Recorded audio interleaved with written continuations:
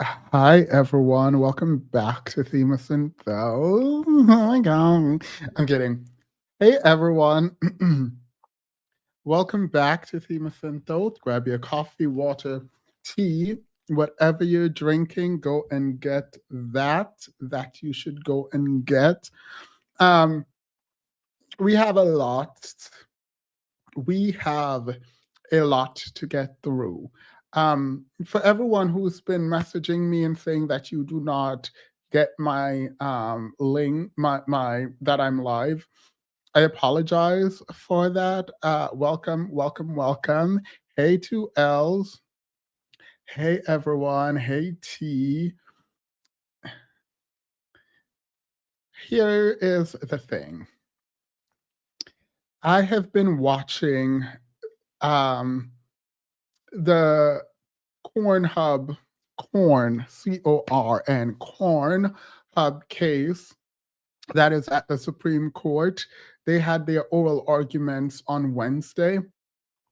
And I'm pretty sure we are all familiar with what is happening, but if you aren't, Texas has a law that requires any website that has explicit content on there to have a more rigorous age verification process.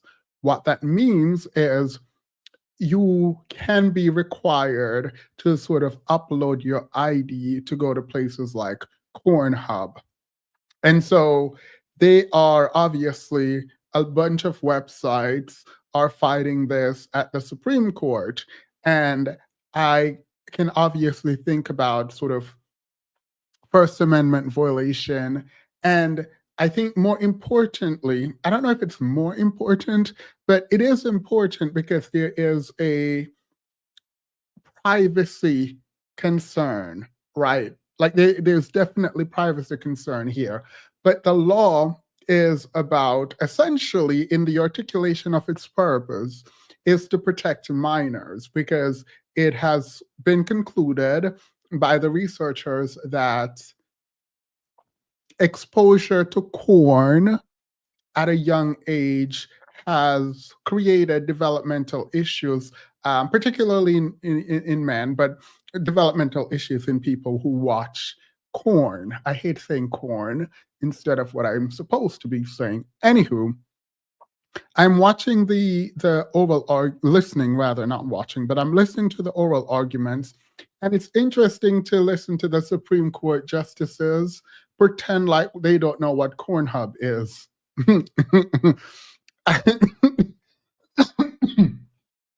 These men sitting up there talking about what do you call it again? What do you call it? It's Corn Hub, right? Corn Hub. Yeah. What do they do on there? Girl. ain't nobody ain't nobody playing with y'all. ain't nobody playing with y'all. Y'all know what this is. Um so I do actually have a poll that I want to put in the chat. And the poll obviously has to do with this because um, there is something that I feel like I have a sort of visceral negative reaction to these websites requiring you uploading your ID to access it. Like, I think that the protection of children is important, and I think the parents should figure out a way to like have the child lock, the way that you have child lock on a car door, on the system to prevent your children from going to the website, because I don't actually think that anyone adult who want to access um, these corn websites should be posting their IDs in order to access it. Like, like, ain't nobody gonna do that. Like, I don't think we are supposed to be doing that, because for me, it's not so much I care about these websites and their First Amendment rights. I don't care nothing about none of that. What I do care about is people and their privacy rights being violated when you upload your state issued ID to access your deepest, darkest secret. Um, that's the first thing. Then there's a second thing of sorry about that. There's a oh my god, my voice. There is a second part of it where yes, we can talk about First Amendment and we can talk about protection, but also I think that there is an added element of kind of hypocrisy because Texas and I think the conservative talk a lot about freedom of speech and freedom of expression. And when Elon took over Twitter, now X, there are things that pop up on my X timeline that I have no idea how I have never looked it up. I have never looked for it on X, but there it is. I went on Twitter and I literally just opened my Twitter and I was like, oh. What is this? So I don't know. I can appreciate wanting to protect children, and I think that is a worthy goal. But I do think that this should be taken with super strict scrutiny. And let me just be clear. If you're in Texas and you want to access these websites, and Texas has a law that requires you to put in your ID, all you're gonna do is get a VPN. All you going all you going all you gonna do is get a VPN. Like ain't nobody about to upload. I'm not saying ain't nobody. Ain't nobody love me better, make me happy, make me feel this way. I'm not gonna say that. I'm pretty sure there are some people who will probably upload their identification, but like I don't know why. Because when you just I'm not advising you to get a VPN, but like why would you upload anywho? So I think it was Justice Barrett who asked, "Oh, what is the difference if you wanted to go into a brick and mortar building that has these content or this content? You have to show an ID. What is the difference between the brick and mortar place where you show your ID versus online where you have to upload an ID?" And I paused it, and I think the attorney responded with exactly what I responded, which is you do know when you upload that it's like now permanent and updated in someone's like archive, right? Their database that can definitely be breached, and your private information will be out there for the world to see. Y'all been seeing these data leaks. So I don't know how the court is going to rule on this. And the fact that I don't know if the Supreme Court is going to uphold the First Amendment, and I think secondary to the First Amendment, privacy rights of individual who engage. The fact that I don't know and I can confidently say what's going to happen. That is bizarre to me. So now we're going to start restricting freedom of speech, and we're going to erode the privacy right that we have read into the Constitution. Yikes! So if y'all want to hear old man sit on up there and pretend like they don't know what Cornhub is, I would tell you to go listen to the I would tell you to go listen to the oral arguments. It came out on Wednesday. You can find it somewhere online. You can definitely find it online on YouTube if you want to listen to it. It's a good listen. And you can listen to it for oral strategy in terms of the Supreme Court oral arguments. Now, you know, corn is hard to say like Megan. Period. Megan. Thank you so much. Wake up. Thank you all for being here. This has nothing to do with the video. Actually, let's do a poll. Wait, how come 100 of you all say you like the no, there's some 15 why is 15% of you not liking the video? Let's get into that. Let's get into that for a moment. Why is there 16% of you who hit no to whether or not you like the stream. Could you like the stream and then hit yes, please? Because I need to take this down so I can put another poll up. Please and thank you. I feel like I'm not saying I'm owed that, but I feel like that's the least you can do. I think that's the least you can do. And whatever happens on my Instagram, FYI, whatever happened in my Instagram stories, please do not bring that over to these parts of the internet. Thank you very much. I will deny anything you say that I do on Instagram, just FYI. All right. Oh, no, absolutely not. This is wild. The fact that you all are really sitting in my face and hitting that you didn't like the video and you're just not going to like the video. All right, we're not going to move on either. I'm going to do that too. I've seen another content creator do this. I don't think you guys care enough to hear what I have to say. So I can just sit here and talk to myself like I'm doing right now because this is absolutely absurd.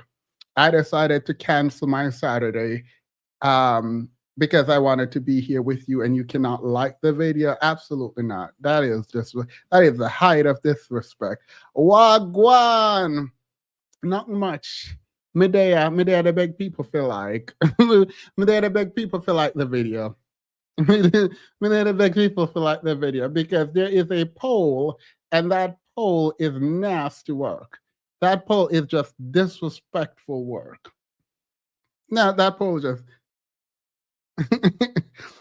no, because this is disrespectful. I think this is a height of disrespect. All I'm asking for is for you to click one button, one tiny button, and we do this every single live stream. And I think that is odd. I think that's odd because I do plan on keeping this live stream up.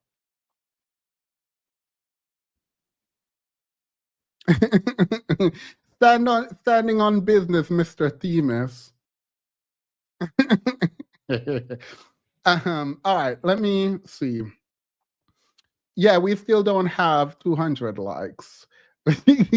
Oh my God, I feel so slimy. I feel actually kind of slimy doing this. I'm still gonna do it. Like, don't feel bad for me. I have learned to push through my emotional discomfort. Like I have genuinely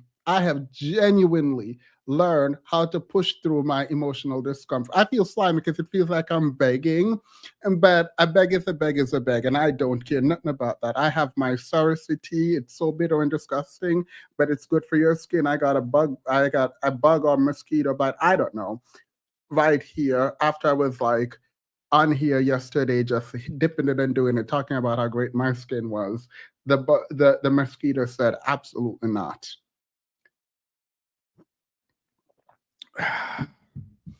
Let's see. Nope. All right, it's there. It's at 200. Thank you all. I truly appreciate you all so much for it. Let me hit the intro and we can come back and get into this. Yeah.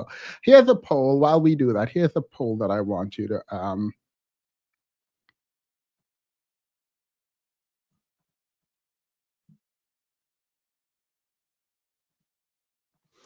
this has to do with the corn case. So I want y'all to vote on this. Here you go.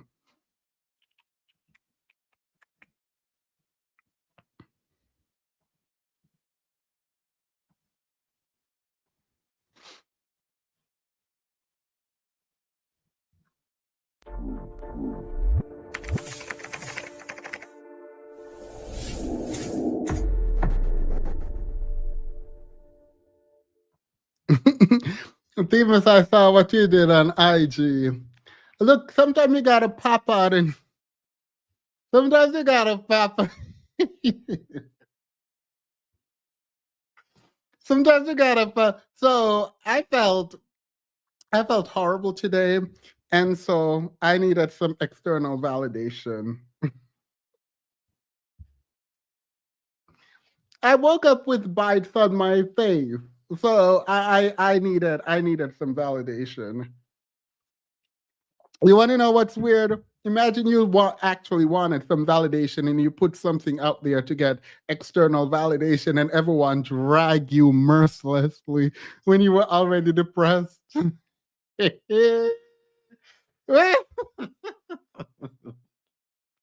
Anywho, all right.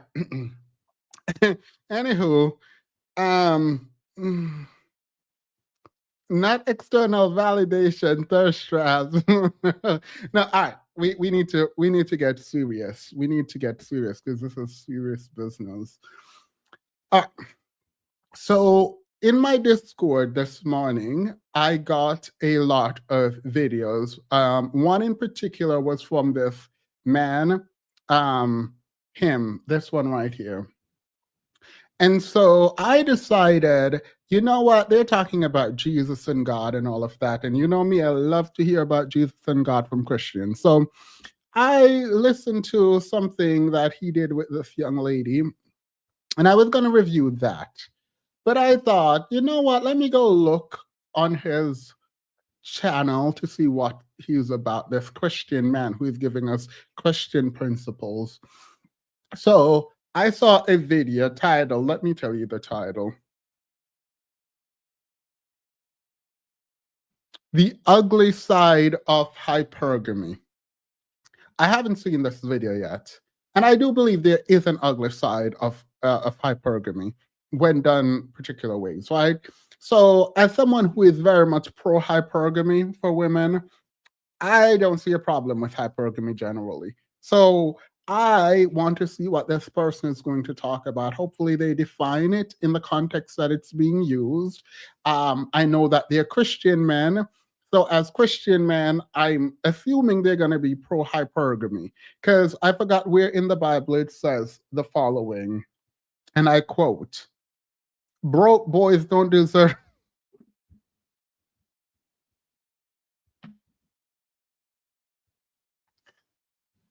Girl, I don't. Team is avoiding the chat. I sure am. I sure am. And what of it? What of it? y'all thought you're going to get me caught up? Exactly. So everyone knows the verse. Everyone knows the verse. So I do appreciate that we're on the same page. So here we are again, and I am assuming that that specific verse in the Bible, that these men are aware of it, right? So let's get into this.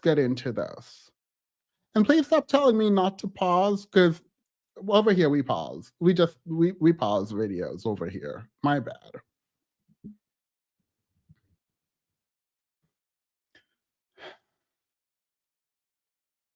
I doubt it, but I don't think there is a way, as a Christian man who believes in the Bible, for you to be opposed to hypergamy. I don't think there is no way you can be a Christian man, and be opposed to hypergamy. That legit don't make sense to me. That does not make that don't make sense to me. You cannot argue against hypergamy biblically. You can't. In patriarchy, one of the only parts of patriarchy that benefits women, and I argue that it might not actually benefit women, but one of the bargaining, part of the balancing for patriarchy is the requirement that the man provides, right?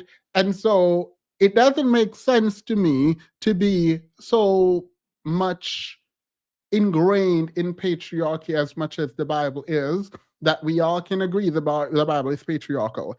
That it don't make sense that you argue against hypergamy biblically. That don't make sense. All right, so let's do it.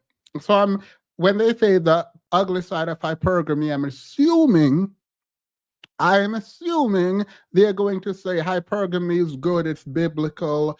We understand it is natural. Women have too much to lose in terms of their engagement with men. So we understand why women would want to be hypergamous. We understand the necessity for women to be hypergamous. We get it. And when women choose not to be hypergamous, that's fine, that's their decision. But as Christian men, as wannabe leaders, we understand that you need to provide and take care of your family. And therefore, hypergamy for women I mean, it's hypergamy. I don't have to say for women. Makes sense biblically. That is all I'm saying. And then I think they're going to go into, but be careful. And the be careful part is what this video is about. I'm assuming. All right, let's do it. Well, yeah, let's talk about you. What necessitated these unions? It was not hypergamy in one package. I don't know how Trifon saying this is cousin Kenny. Not so in the cut this time. We kind of working through like the shyness and being the guy behind the scenes thing. Sorry, I'm gonna check something. I need to check something real quick.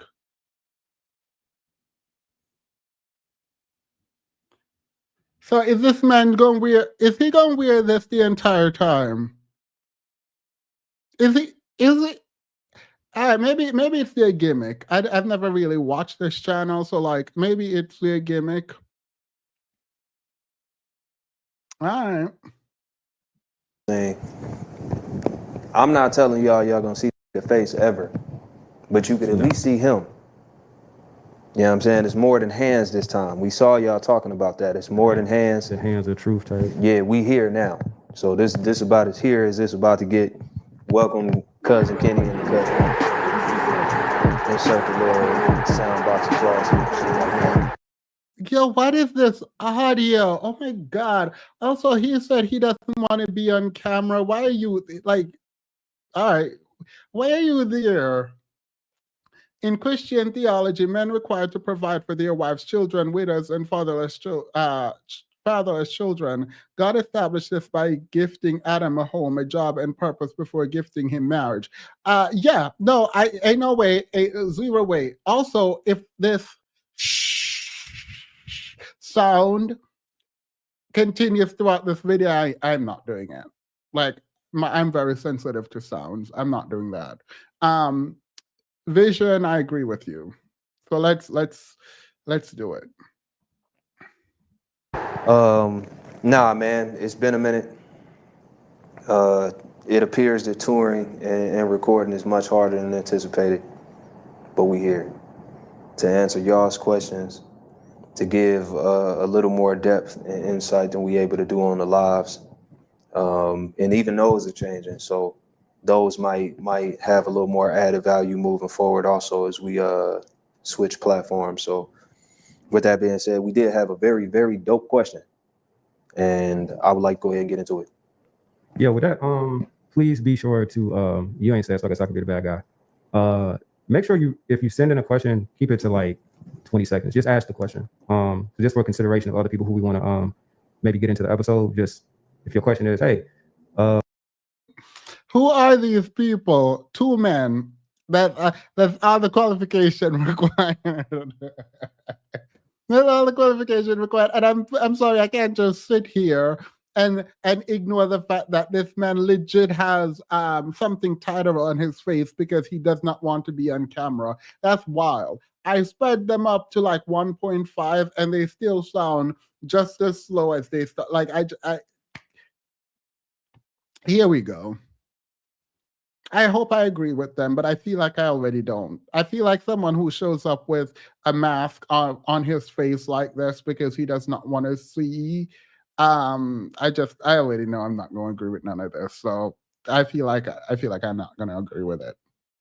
How do I navigate having a new job when my old job still wants me back or something like that? I don't know. Just ask that. You know, sometimes the context is cool, but sometimes it gets in the way. That's about it. I ain't gonna talk too much. Actually, honestly, the context do be cool, but it's oftentimes not needed. Like more often than not, it's cool. But like 45% of the time, it's not necessary just because we don't know you. So it's not like we have this crazy ass bias against you or whatever. And most of the context that people give sometimes is to make themselves not look as bad or make the situation not sound as crazy. It's rarely ever context that's like, oh yeah, I actually needed to know that to understand what you was talking about. If you've chewed on your question, because that's what we like to say around here is to chew on your question. If you chewed on your question properly, then we really wouldn't have to worry about all of this stuff. So please do that. Cousin Kenny, in the lives, I have to go through all of these questions. Off the live, Cousin Kenny has to go through all of these questions. We haven't brought anybody in to do like a lot of that grunt work and stuff like that y'all don't think the famous or big people do. It really do be us over here. And anything off the lives and off the tours and all that, it's probably Cousin Kenny. Respect Cousin Kenny time. Chew on your question. 20 seconds. That's a few sentences, maximum, like 3. We don't need no essays. We don't need no paragraphs. We don't need none of that. If we do get a paragraph, we need that real basic freshman year paragraph, 3 to 5 sentences, and we really don't even need those. I'm gonna just put this out there. We're gonna leave your question right where the fuck it's at. If we got to scroll to read it, if we gotta listen for more than 20 seconds, was it Cousin Ken 20 seconds? Yeah. We just gonna disregard your question because it's hard to weave that into an episode. It's hard to splice that for social media. Chew on your question. Also consider like sometimes just going to a different platform. So while I may understand, he may understand like what you're talking about, someone else may not have like the full breadth of what you're saying. And the more words you give, the more complex it can be for someone to try to understand. But all that we say that with love, you know what I'm saying? Definitely appreciate y'all. So I'm just gonna say this again, like y'all sending in your stuff, y'all questions, even the comments of, just giving y'all props to Trip and all that. Like it definitely is received. This doesn't come from a place of like we piss off at y'all. We just like, yo, just kind of help. Streamline, you know what I'm saying? Help. I'm assist. You know what I'm saying? Like I'm going to the cup. Don't throw it behind me. You know what I'm saying? So we got a question we'll get into from called Cousin Kim. What's she talking about? Hey Trip, the question that I have is about hypergamy and if it even makes sense anymore with times having changed and the polarity between men and women today when it comes to that topic. It doesn't always seem to make sense. And it's been said that hypergamy is not actually healthy. I bet we good money. Okay, first of all, for the good people out there, I'm gonna break out the book of Merriam-Webster and read their definition. Okay, I think she asked if hypergamy is good. I'm just gonna assume that's what the caller asked. Is hypergamy good? So I don't know. Actually, let me go back because I want to hear what the question is. Yeah, I'm called Cousin Kim. What's she talking about? Hey Trip, the question that I have is about hypergamy and if it even makes sense anymore with times having changed and the polarity between men and women today when it comes to that topic. It doesn't always seem to make sense. And it's been said that hypergamy is not actually healthy. I bet we good money. She said that it seems like hypergamy is not. Wait, why is hypergamy? Why don't hypergamy make sense? She said she doesn't think hypergamy makes sense and it's not healthy. Who said hypergamy wasn't healthy?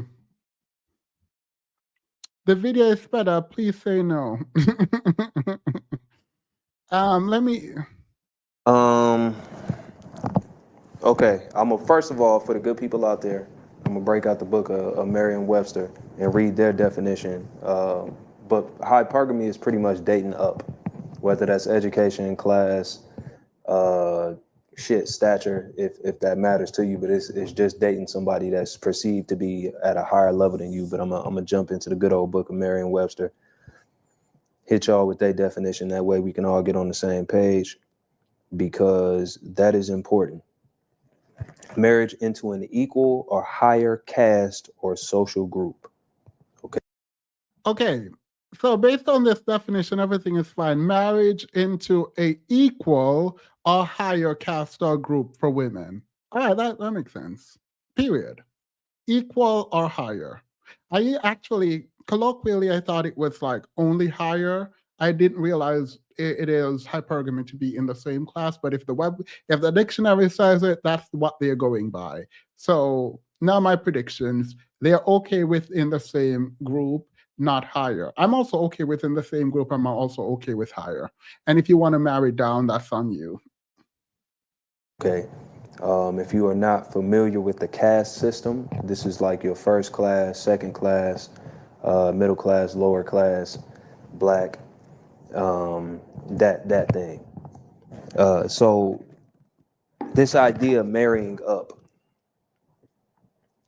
I think as long as there are higher and lower class people in any society, the idea of marrying up doesn't go anywhere. The idea of marrying out of your circumstance is a very old idea. And so I think that idea is much deeper ingrained than just new circumstances being able to get rid of it. Is it realistic? All right. Got it. Got it. Got it. Forget everything. All of my prediction. Forget all of my prediction. They have no clue what they're talking about. There will be zero. We go watch it because I already canceled my, what do I call this? My meeting up with other people. We already canceled it, so we gonna watch this. We gonna watch it. But yeah, that was a word solid if I've ever heard one. And so they don't like it and they disagree with it. Mind you, the dictionary that they pulled out said across or up, right? And they seem to be ignoring the whole across bit. They seem to be just ignoring. I don't know why you would pull up a dictionary definition if you're not going to use the definition to kind of really engage with whatever it is that you want to do. If you read the definition, I'm assuming you read the definition to ground us, to make sure that we're all operating from the same basis. It says across or up, and you're ignoring the across bit for the up bit. It can be equal, as in if your woman who is a medical doctor marries someone of equal education, not the guy who delivers FedEx and say, hi. Yeah, no, that's exactly what, no shade to anyone like FedEx service people, but that's exactly what, and they're completely ignoring the across from bit. So now I'm thinking they just oppose hypergamy, and this is a video to drag hypergamous women. My assumption. Depends on the person that is trying to do it, right? Is it realistic for a person surrounded by poverty to marry up? Not as realistic as a person who's in an upper middle class neighborhood, you know what I'm saying, and just got into that neighborhood by the skin of their teeth. Do I think it's healthy?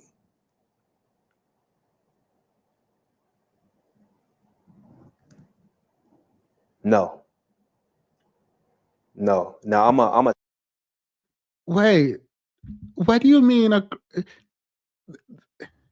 You're ignoring the across bit again. It's not just up, it's also across. You're ignoring.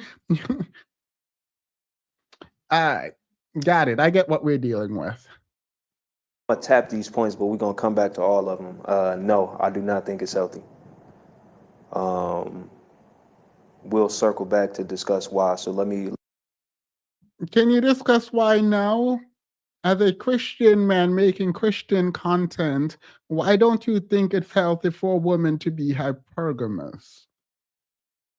That way, like, actually, what?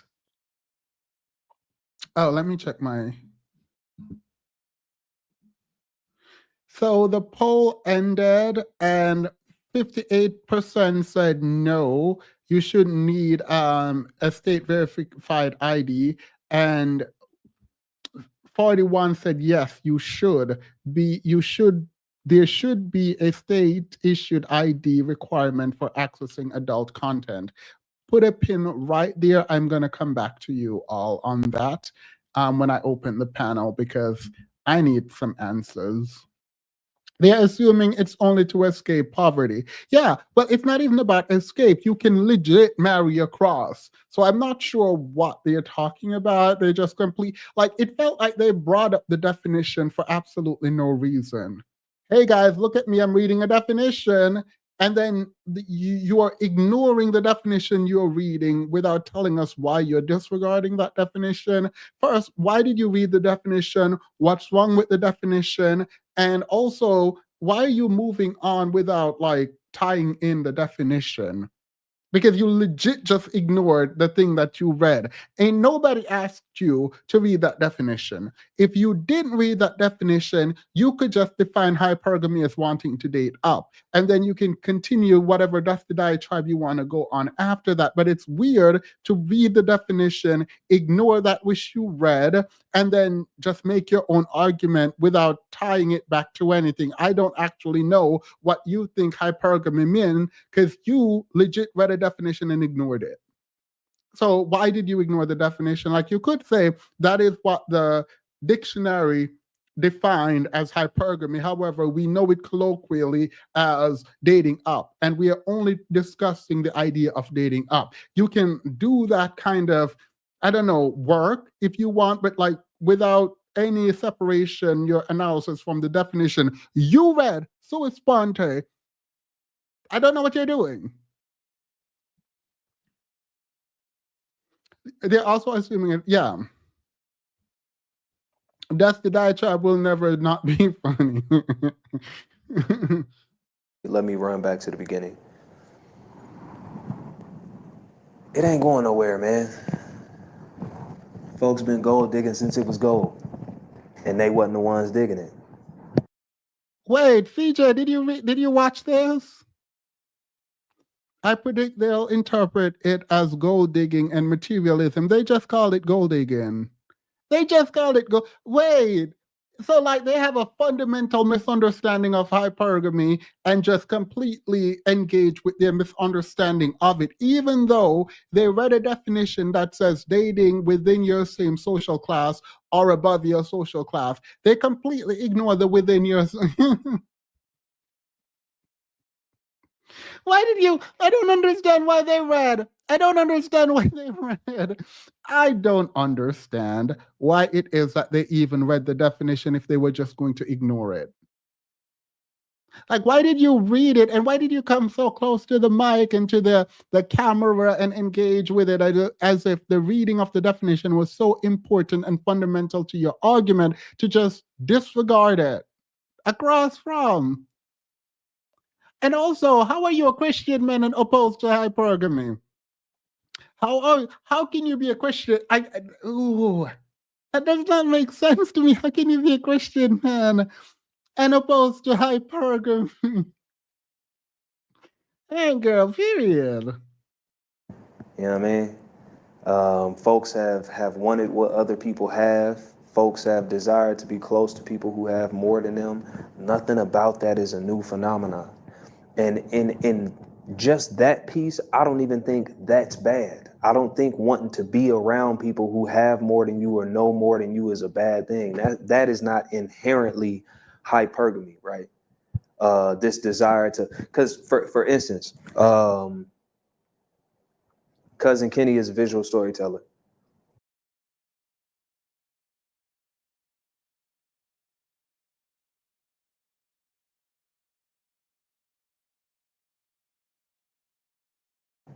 If I wanted to know more about videography, about cinematography, about photography, I would be around Cousin Kenny. I don't think there's anything wrong with that, right? Inherently, the desire to be around somebody that knows more than me, where we, again, dipping into that unhealthy piece.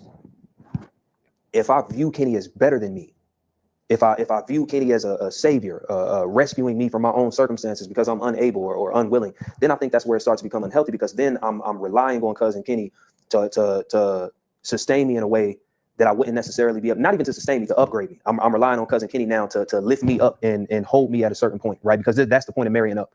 If it was just to sustain, like if it was sustenance, I could marry anybody on my level or get next to anybody on my level. So I'm sorry.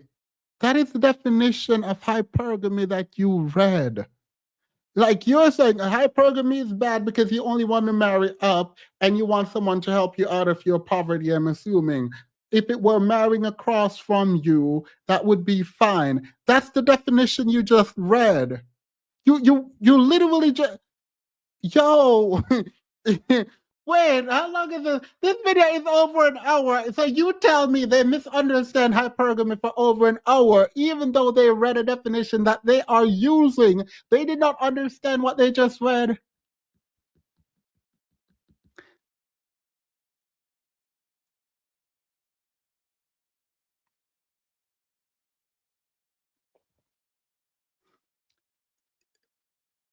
It would be okay if they married across from, yeah, apparently that's the part of the definition you just read. Ain't nobody asked you for it. You could have just jumped into this and talked about hypergamy, and we would have just assumed it's dating up. But after you give us a definition that includes dating across from you, to then come back here and say, oh, if you were dating across from you, that would be fine. Whew. Jesus. Jesus be an interpreter, because apparently reading definition is another language. Funny thing is, any father worth it should want his daughter to be hypergamous, equal or above. Why would I want her dating some loser? Yeah, that I don't understand, because I don't actually think about it this way. I agree with you, by the way. I agree with you, but I don't think about it this way. I only think about it in terms of like biblical principle. And if you're engaged with biblical principles, it is weird as a man to be any kind of Christian and not be pro women dating men who can provide for them, and men who are financially doing better than them and who can teach them something. I don't know. The whole submission in the Bible comes out. It was born out of the idea that the man is going to lead and provide and care and all of that stuff. That's what it came out of. So it is weird to sit up there and say women are your quote helpmates, but they shouldn't be hypergamous. That does not make sense. That don't make no sense. I disagree with this framing of womanhood, by the way. Completely disagree with the biblical framing of womanhood. But if you are in the Bible and Christian, and you're like, oh, she is my rib of my rib, or whatever you say, and she is my helpmate, and her childbearing is going to be hard because of what she did in the Garden of Eden. There's also a part that says you need to provide, that you will toil the earth to provide for that family.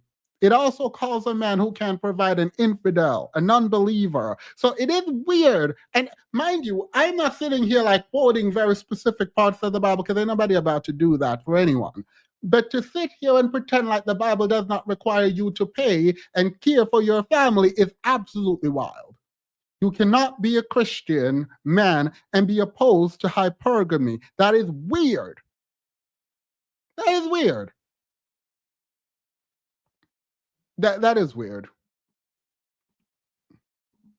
Demas, we keep telling you about the ring.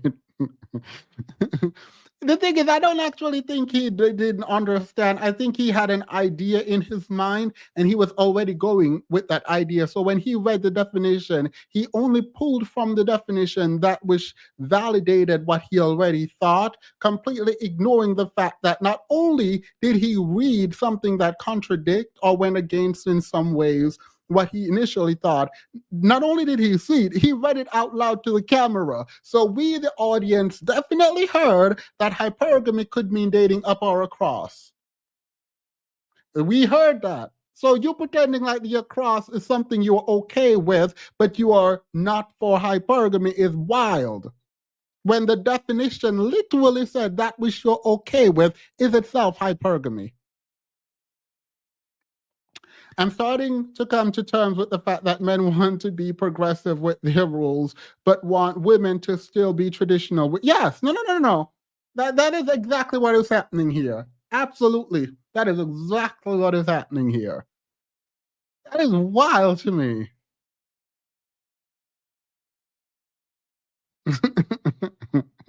Thank you. So if I'm getting next to Cousin Kenny in this business relationship, and I want him to all of a sudden take me from the projects to a mansion, right? We making project money right now from what we doing, and it's all on Cousin Kenny to put us in a mansion. There's nothing healthy about that. Now, it doesn't matter. Why is nothing healthy? Oh my God. The biggest problem is black women still follow Christianity, and they allow black men to use the Bible to manipulate them, all the while not following the Bible themselves. That's my thing. If you're going to follow the Bible as a woman, you should be hypergamy. As a woman, right?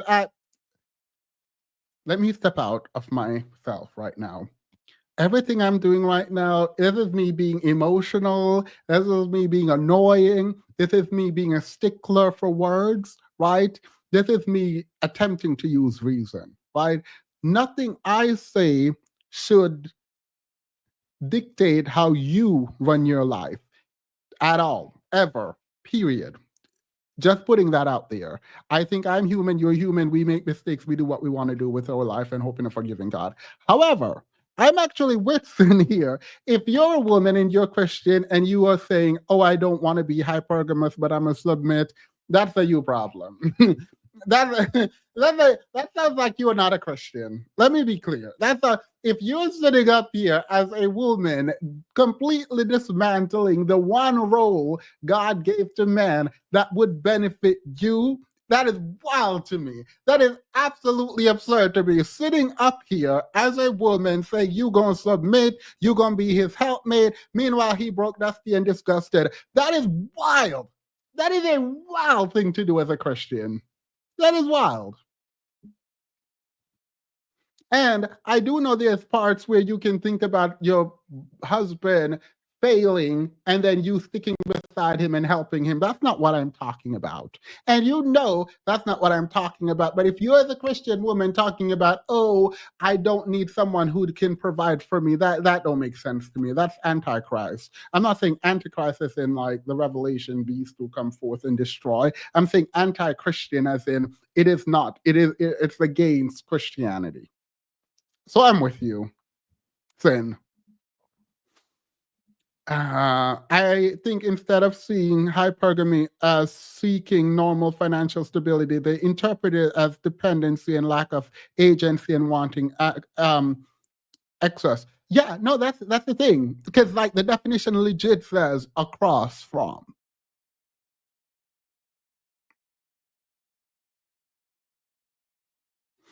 Like, ain't nobody got time. Ain't nobody got time for that. They're literally telling women that traditional labor roles are still needed in the modern world. However, men roles can be negotiated. Thank you for this, Yaya. The video that my Discord provided for me was him and another woman sitting there talking about submission and leaders. And you want to know something? Because they do this game that I don't like, where they're like, leadership is about service. It's servant leadership, something I agree with. So instead of saying leaders, let's call men servants. Let's do that. Let's do that. Because it is wild to me that the same man sitting up there talking about submission and how a woman should submit is going to turn his face around on his own podcast talking about how you shouldn't be hypergamous as a Christian. That does not make sense. If you're a Christian woman, you should be hypergamous, and men should be in favor of hypergamy if they are Christians. There is no ifs, ands, or buts about that. A man should be able to provide for his family in terms of the Christian principle. Now, if you are feminist, right, and you are pro women's right in the most modern sense of the word, then period.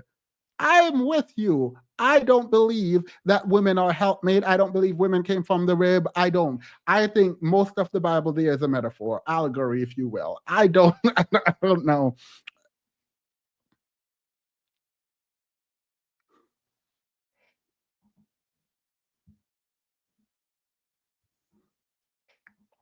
I'm not willing to negotiate having money with a man. If he doesn't have money to provide, I'm not talking to him. The economy is too inflated to have taken an adult depend. Right? Like, right? I don't understand why. Let me do another poll. We're going to do another poll.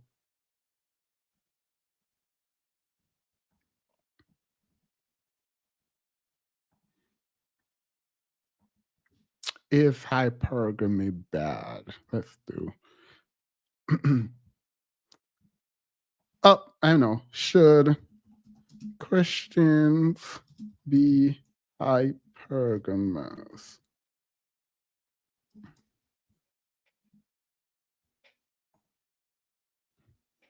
Let me do women because people might misunderstand me.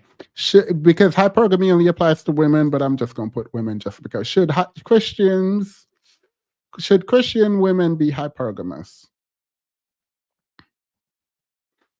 I'm admitting I can't compete with other men financially, but I still want you to stay down here with me over them to do X, Y, Z while I offer you nothing. Absolutely not. Absolutely not. I think this is a wild to accept how patriarchal the Bible is, and for men to sit up there talking about women shouldn't be hypergamous is nasty work to me. And that's the work. Whether he minds or not. It doesn't matter whether he has the means or not.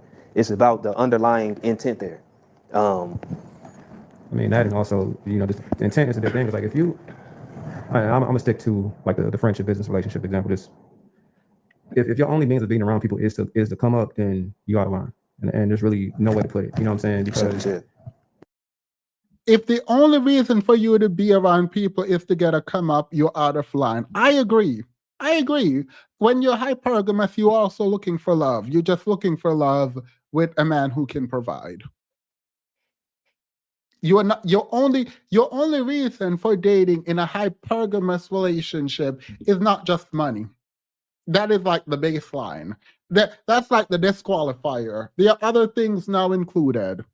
The fact that y'all sitting up here just completely ignoring the fact that because someone is hypergamous doesn't mean they can't love the person they're hypergamous with is wild to me.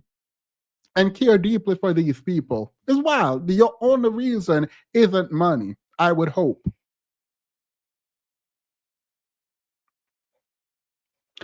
This narrow-minded approach to hypergamy is weird. Like, this is not that difficult to like be against. There are examples of hypergamy gone wrong. So like there are some example you can pull from to like push forward your argument, terrible argument still, but to just completely misunderstand hypergamy, read a definition, ignore the definition, and then went on this, again, dusty diatribe is weird. I think that's weird. I do. Someone said he's literally abandoned because he has.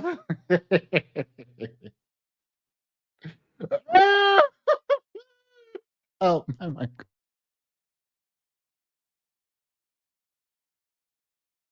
Not the math bandit. Y'all play too much. Yeah, y'all play entirely too much. Wait, not my Instagram blowing up though. Sorry, let me go check something. let me go check something. Oh, you have to make them sick. Women who aren't hypergamous shouldn't have kids, unless they can provide for them alone. Kids cost money, and if you choose a man with none, you are agreeing to provide for him and the child. So there was a debate earlier last year where people were talking about whether or not bringing kids into poverty is like bad or evil. And it would actually happen on FD's it happened here, but it happened on FD Signifier's channel. And I do remember him being really upset and saying it's elitist to say that you're bringing kids into a bad situation when you are when you say something like if you have kids into poverty, there's a lot of trauma there, because like we need to have a government where people care about kids and blah blah blah. The thing is, we do not have a government. Instead of, let me tell you what the government is doing. The government, the Texans are doing, instead of actually providing care for children, they are wasting time trying to ban corn or trying to prevent kids from accessing corn by requiring adults upload ID to access it. That's what they're doing. So forget the social safety net, forget fixing schools, right? Forget adequate health care, forget social programs for these kids, right? Forget all of that. Forget scholarship. Forget all of that. What they're focused on is uploading IDs for accessing corn. That's what they're focused on. When you can literally get a VPN. When you can it is so bizarre to me that these people who are way too ancient obviously don't understand what is happening in contemporary America, think that they're going to require that people pay for or upload their ID so that they can access code, when these people just literally go and get a VPN. Ain't nobody have time for that. Ain't nobody have time for that. So yeah, they don't care nothing about these kids. So in a world where the government do not care about children, right? Yes, having kids in certain condition is very harmful to those kids. I do believe that. I do. I do believe that. I'm not saying don't have your kids or feel bad if you have kids in poverty or whatever. Like, I'm not saying that, but know that those kids are suffering. That is a truth. That is a hard truth. When a child does not know where their dinner is coming from, that is trauma. That is suffering.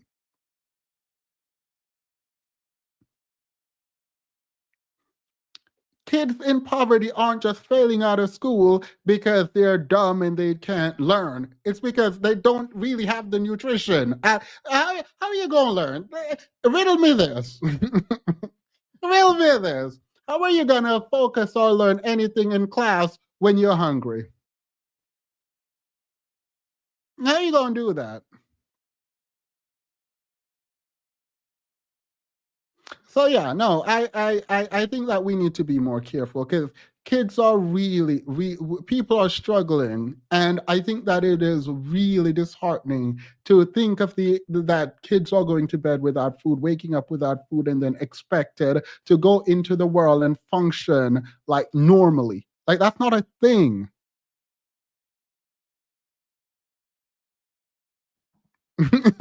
I watched a video last night about minors hacking whole governments. They worried about the wrong thing. They need to be concerned about the kids falling behind academically and fall. Look, what's his name? Vivek. Vivek Bin tell them that these kids need to be whipped into shape. Vivek said we're falling behind. We look. Joke aside with Vivek, if we don't win this AI competition in the next couple of years, we as a society gonna be falling behind. The fact that they're out here banning porn and not like really investing in children is nasty work to me. Nasty work to me. All right, you gonna ban abortion, right? You gonna attack a women's right to abortion, and then you just gonna have these kids just doing what? Just existing until you lock them up. That's what you're gonna do. It's not gonna help them, not gonna educate them, not gonna feed them.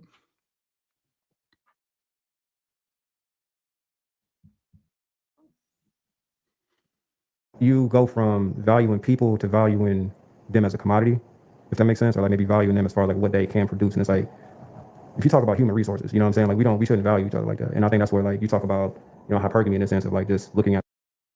You can value someone as a human and also value them for what they're going to bring. What value do you add to someone's life if you're just in there taking up space, being parasitic? Like, I don't understand why people, maybe I'm projecting some more of my personal ethos. If I'm with someone, even my friends, I do like the idea that people can depend on me and think I am valuable in the economic sense to their life. Like, I don't take issue with that. Like, I don't take when I care about someone, I want to help them. Like, I don't know.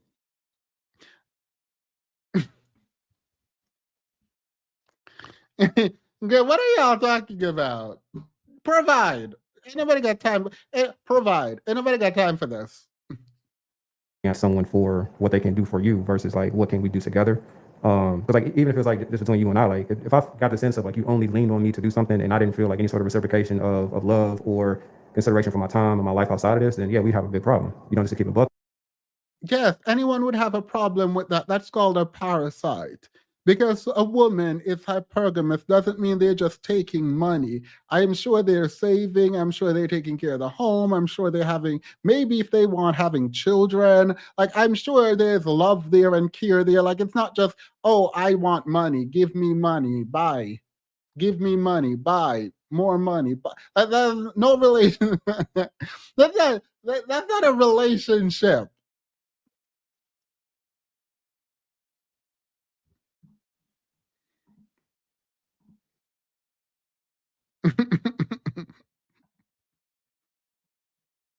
Fuck with you, but that's not the case.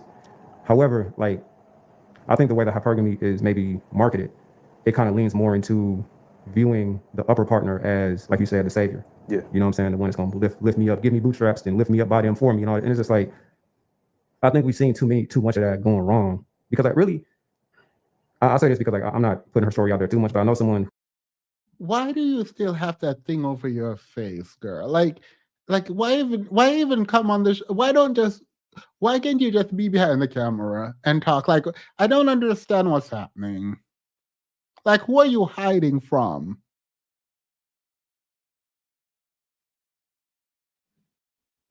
Who is someone who is like doing well for herself, but she married someone who is like a multi-millionaire, and their relationship went left, and he put her through so much hell in like their separation proceedings and all that, to where it's like she's going through court, like all this stuff that she's losing money, she's losing time, because I think that the unseen part of hypergamy is like, if your relationship goes left in a hypergamous relationship, you don't know what you're setting yourself up for. Right. You know what I'm saying? Yeah. Because that with that clout, that resource, that connection comes a lot of different things that you may not be privy to. I think we can. My fault. Just to interject. I think we can because My God, they're arguing against patriarchy, and I don't think they know this. This is also the same thing when you talk about submission. When you take on submission, you are hoping for a benevolent dictator, right? And so completely ignore the fact that they're wrong in terms of hypergamy, because it can also be a cross from in their own definition, but they are arguing against submission. They're arguing against the biblical ideas around submission, male leadership, and patriarchy. That is what they're doing. And I don't know if they mean to do it. So I'm actually curious if I ask them, because I know this one with the beanie on right here. I know this one. I saw him on another podcast talking about submission, right? So I know he's pro-submission and pro-male leadership. But in that way, you are, as a woman, giving up power to someone, and that could go poorly. The fact that they're using "it could go poorly" in the conversation about hypergamy without also applying that very directly to male leadership is weird and wild. Yes, it could go bad. A lot of things could happen. It is better for a woman to have a child, I believe, with a man who can provide. All else equal. All else equal, right? Let's say you are a random woman and you fell in love with two men, a broke one and a rich one. And both of these men love and care about you the same way. The only difference is one is rich and one is poor. And you're making the decision to have a child. You tell me. You tell me which one. Because that don't make no sense. You tell me which one you gonna date. So at TikTok, if your mother had better self-esteem, sir, you would not be here. The dating mating market is experiencing an overcorrection in 2025. Not an overcorrection. It's always the men who can provide that has the most to say about these topics. If you don't qualify, just hush. Nobody wants your 2 shillings. To be fair, I think one of them is a rapper. I don't know. I saw a video of the one with the beanie rapping. So he might actually, I don't know who these men. I'm not even gonna pretend like I know these men or their pockets. They want women to be the patriarchs. Base said, as a progressive man myself, the argument I've heard from other progressive men on the topic is upsetting. Most dusters are conservative, but putting a progressive spin on the dust is not the move. Agreed. The passport bros want hypergamous third world.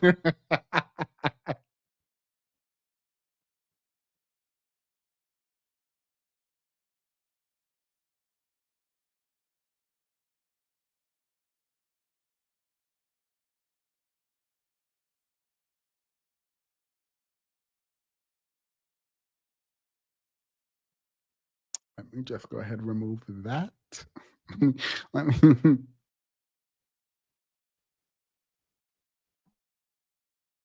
you can take it back after this. I actually think we can safely say what you could be potentially setting yourself up for, and that's to be cast back down. Yeah, for sure. Right? If you let a person lift you up in the entirety of that rises them, then when you're no longer in their favor, then they could easily send you. I mean, the term is popular in hip hop to send her back to the Yo, this is the argument, by the way, against patriarchy. This is fundamentally the argument about patriarchy and why you need to have your own. Oh my God. In the streets. You know what I'm saying? Like I get what I want. She followed my program. If not, I send her back to the streets. I have the power to do that because I'm the one who pulled her from her. But pulled her from her. But go ahead. Okay, got you. I don't want to make it seem like every person that holds the power, quote unquote, is a bad person. I definitely don't want to make it seem like that. But we have to be realistic about the dynamic itself. When the person in the higher position is assumed to have all of the power, then the problem becomes that the other person doesn't have any. Right? If I give all of the power in this business relationship, friend relationship, whatever, then I've now relinquished whatever autonomy I have to stay in the good graces of whoever has the perceived power. You feel me? So I just think it's a Ignore the fact that they're talking about hypergamy and add submission and male leadership in the place of hypergamy, and you will understand why it is that these men do fully understand the game that they're playing on women who talk about they want to submit. That's why I say you should have your own if you wanted to listen to me. It is weird to hear this in the context of hypergamy from Christians because they don't understand the logical next step of the argument. The logical next step of the argument right here is that you should never, ever, ever, ever give up your autonomy because men aren't leaders and they're not going to provide for you, and they shouldn't be expected to provide for you because they can toss you aside whenever they feel like. This is from Christian men. So do with that what you will. do with that what you will. Are the leaders in the room with us? Look, there's one thing, Yaya, that I will say. I think we should stop calling men leaders and call men servants. I think we should do that because they argue that it's synonymous and it's servant leadership. So instead of saying a leader, say you need to serve your family. You're a servant for your family. You need to serve these kids, serve that woman, serve. Whenever you feel the need to use leader, just change that with servant. Just change it with servant and see how many of them get mad. Because they do know what they're talking about, mind you. A lot of these people do actually know what they're talking about, and rhetorically changing the word to what they claim the meaning is going to freak them out, and they're going to be mad and they're going to push back because they don't want to actually serve anyone. They want to lead because they think the leader get the biggest piece of chicken. That's what it is. So from now on, we just gonna call them servants.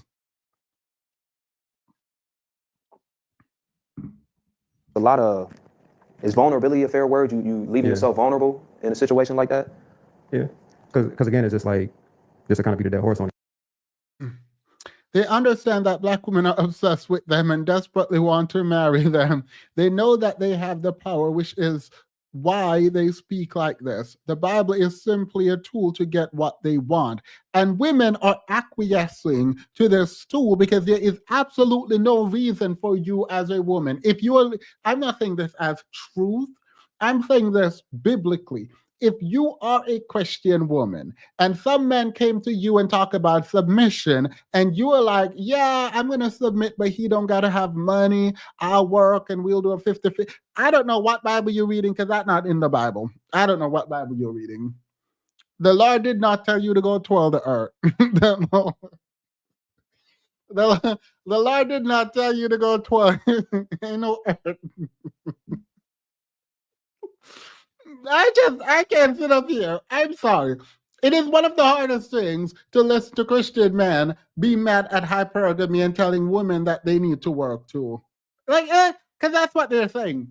Let's be very clear. They are saying that you cannot expect a man to provide for you. You need to go and provide. That is ultimately what they're saying. Christian men are saying that. This is wild. How do you submit to poverty?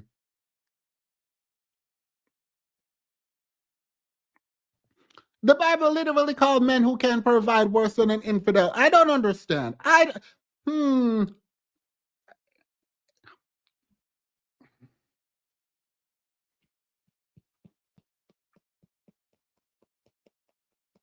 I don't understand. Thank you, Sin. Completely agree. Completely agree.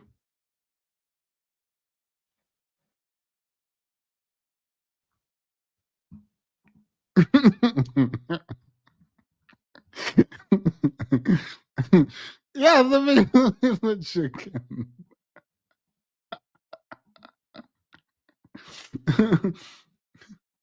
Like you don't know what you set yourself up for. You know what I mean? And I think that okay, so for the most part, men reach a certain level of income by a certain. All right. So should Christian women be hypergamous? Someone said no. Someone said no. I'm gonna drop the link for anyone who said no. For anyone who said no, let me drop the link. Wait, no. I think y'all are trolling me actually. I'm not gonna drop the link because y'all play too much. I'll wait till after the show to drop this link.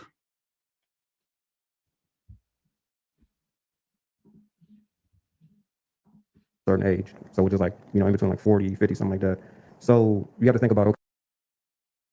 Y'all don't know what this picture is from. Y'all don't know what this picture is from, but it kills me. Sorry, this is such a tangent and I apologize. It has nothing to do with what I'm doing, but I do have to. So this picture is a picture of a public defender. I forgot which state it is in, and we used to watch in the Discord these court cases or these like hearings. We used to watch these hearings, and every time this woman comes up the screen and does this face, we know their client going to prison. We know she gonna lose. We know every time she comes on, she does this thing. This face right here.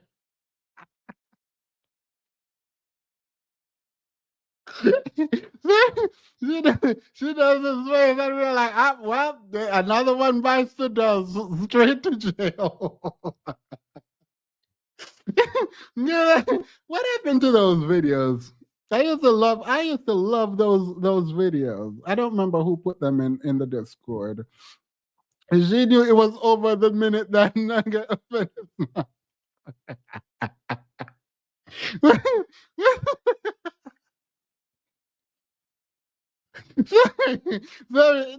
Those cases used to stress me out. I would be in the Discord stressed. Anyway, let's continue. Okay, so you're being set up for, I mean, just look at like Game of Thrones. Like, you know, they got a king who was like 40 marrying like a 15-year-old. Yeah. You know what I'm saying? And it's not to say it's the same thing, but like it's kind of a similar concept of like you have someone who's literally of fathering age that you're marrying into in a lot of cases, not like generalizing, but like you don't know what kind of emotional, you know, availability they have at that age. There are a lot of people who are really set in their ways at that time. A lot of people are really they ain't got no energy to do stuff that you may want to do. You know what I'm saying? So it's just kind of like, what is a hypergamy? I think like the way that it is marketed, going back to that word, is just like these are young situations. Like you are 25 getting with somebody who make like 200K a year, which is not even normal. You know what I'm saying? So it's just like it's idealistic, and you know what I'm saying. I think like more at 25, getting with someone who is making 200,000 is idealistic, and it's not no. All right.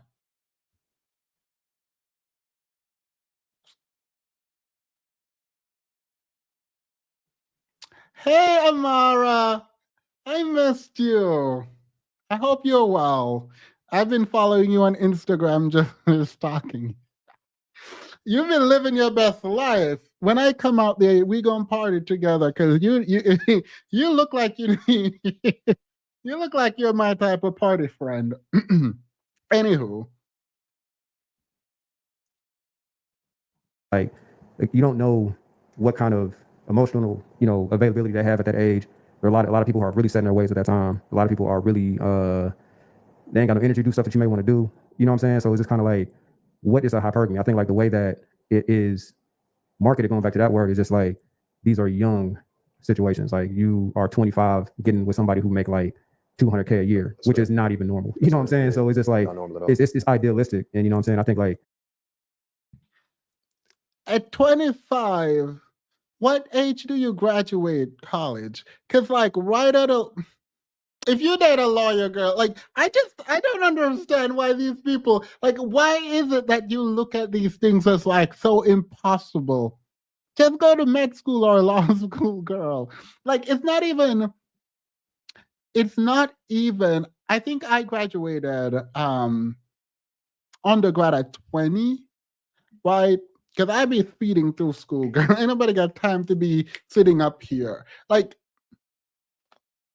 I mean, to be fair, only 6% of the Black community makes over 100K. So I get what they're saying. I do. Whatever. I'm just gonna move on.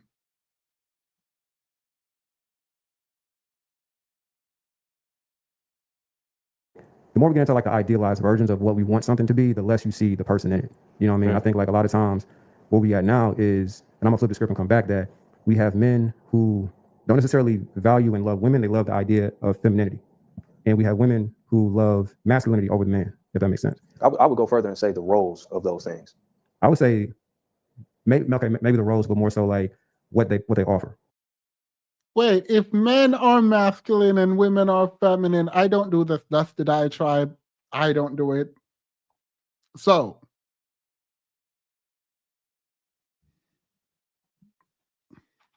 if I make 200K, can I get a wife? Probably not. Probably not. Because the fact that you ask this question, wait, maybe, I don't know how you're asking the question. Because if you're asking this question, it sounds like you think you can just buy women, and that means you can just go be a passport bro and engage in that sex tourism kind of thing. Oh. All right. So now your thing makes sense. Because I was like, no. You know what I'm saying? Because the second that I can't be as masculine as you perceive me to be. I lost my train of thought. I'm back. Isn't men supposed to like femininity? Like, this is the heterosexual paradigm thing from the Bible. Aren't women supposed to be feminine and attracted to masculine, and aren't men supposed to be masculine and attracted to feminine traditionally? Like, isn't this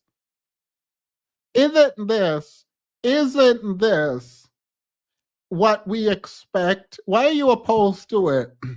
So you're mad women are telling you to be masculine.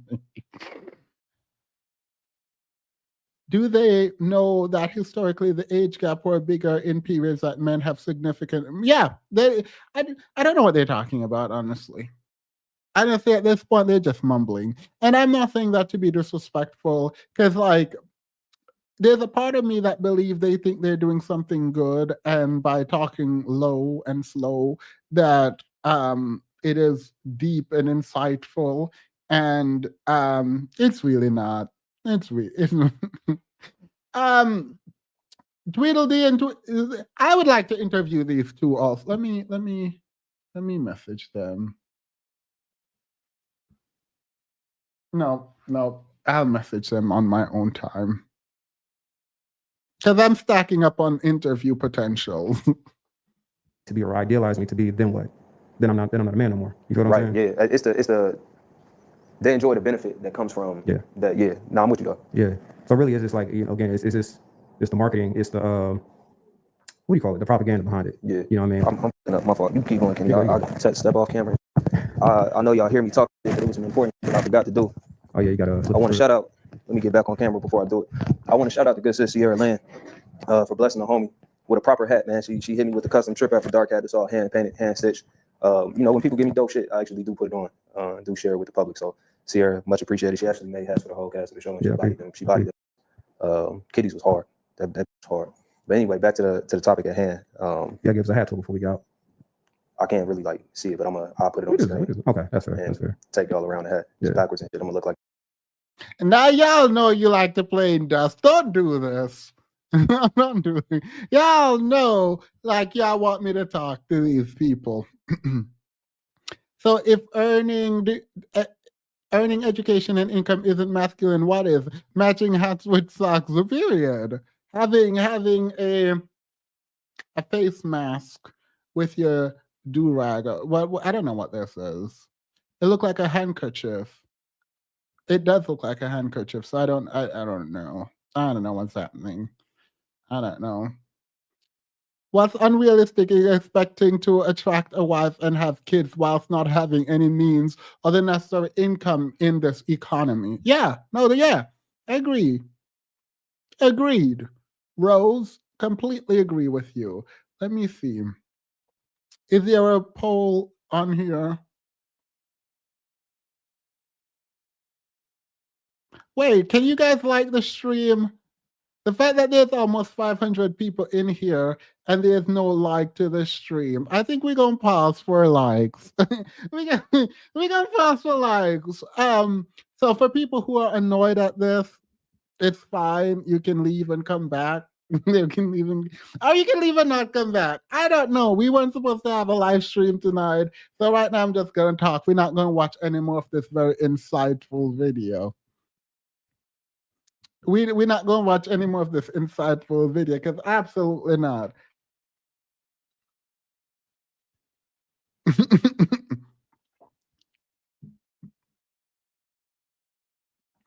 Themis will never understand the Black culture. That's an African Kang. I am Black culture. What do you mean? What do you mean? Know your worth, Kang. Thank you. Thank you. I've been trying to step into my kingly character more recently, just really trying to engage more deeply with the fact that I do deserve likes. I do deserve likes. I think I deserve likes. Right here. Let me flip my.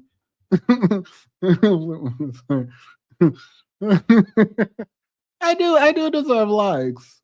As a Kang from the motherland, I think. All right, we are at 3:30. We're at 3:30. I think I can do 3:30. If we get to 500, I expect 400. Like a jackass in the camera. Point proven. But yeah, it's just like, again, like just not necessarily valuing the person. You know what I mean? And I think that when we get into that, we kind of get into the question of like how much does that uphold or like promote the upholding of patriarchy? And we hear people complaining on both sides of this coin of like how harmful it is, but that's a patriarchal way of dating and or relating to somebody. Can we talk narrative for a second? Under patriarchy, it is both okay and in some situations expected for a woman to marry up. Both okay, expected and encouraged. Mince, I told y'all, I've been told y'all to leave my Instagram out of this. Leave my Instagram out. I'm gonna block you. Mince, I'm gonna go on Instagram. I'm gonna block you. You're blocked. You're blocked.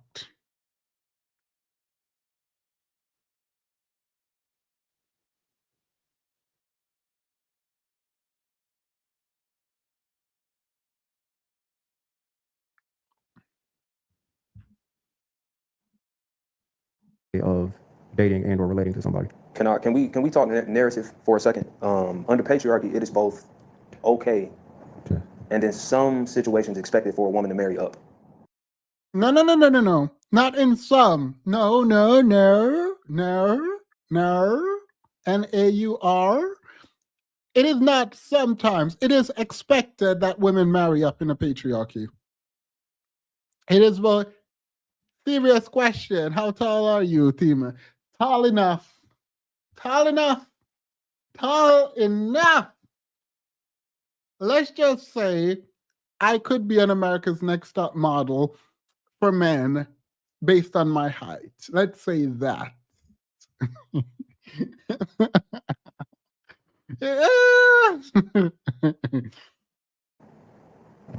Both okay, expected and encouraged. I would even say. The problem, and I wasn't being funny when I was talking about the caste system earlier, is that Black people in America live just below America's caste system in its original design. And we have to talk about the original design if we're going to talk about the original patriarchy, the original dating up here in this country. Because you exist just below the caste system.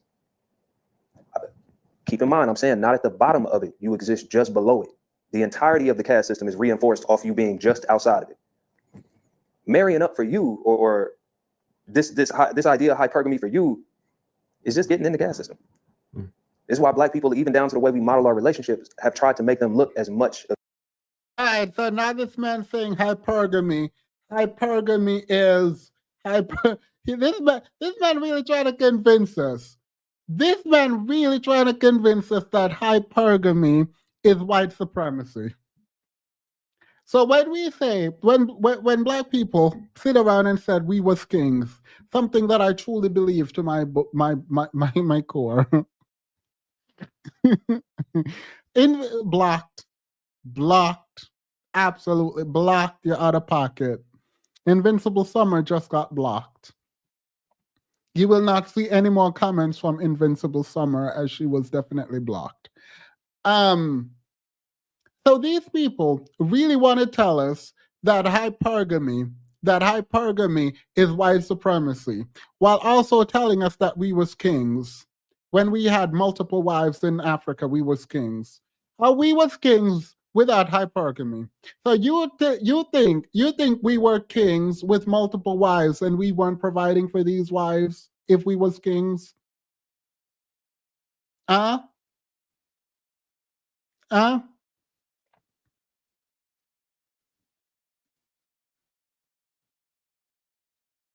don't make sense to me.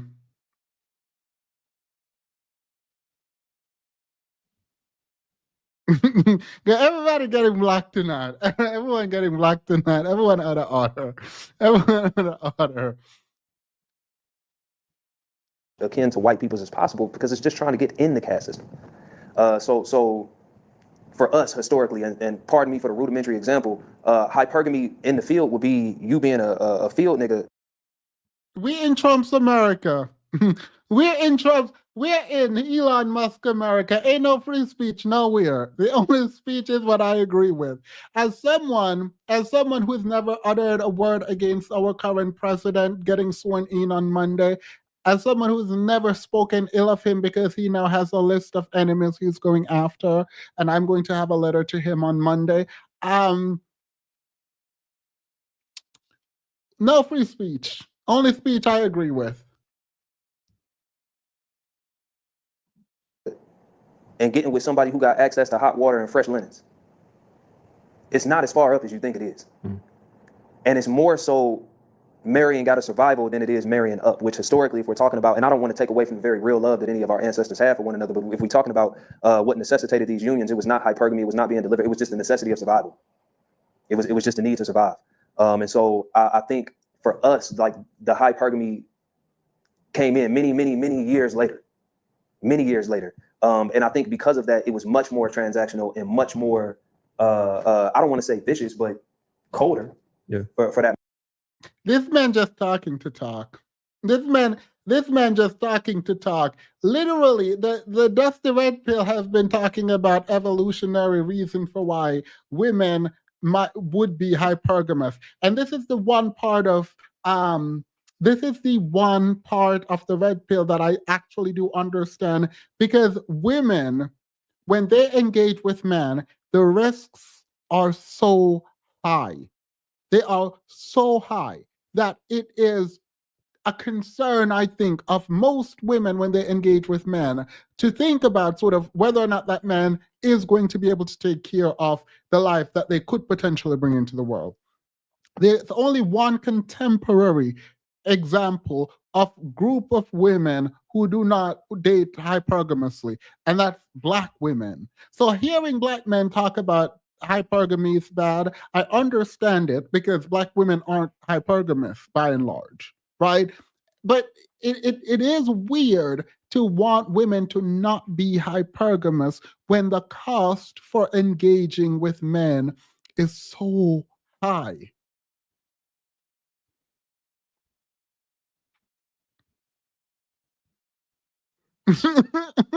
Let me find out. Team says 5-4. I'm on some. Hello. No hypergamy. Then why call women masculine for being career driven or well educated? Someone gotta feed these 3 beers and porridge. It's not going to be enough. Porridge is not going to be enough. Ain't nobody got time. You still, what kind of porridge is it? Because you still, if it's cornmeal, you're gonna have to buy the cornmeal. I forgot how to make cornmeal porridge, so I blanked out when I said cornmeal. Cornmeal, nutmeg, sugar, condensed milk. Oh God, my grandmother would be so mad. I don't remember how to make cornmeal porridge.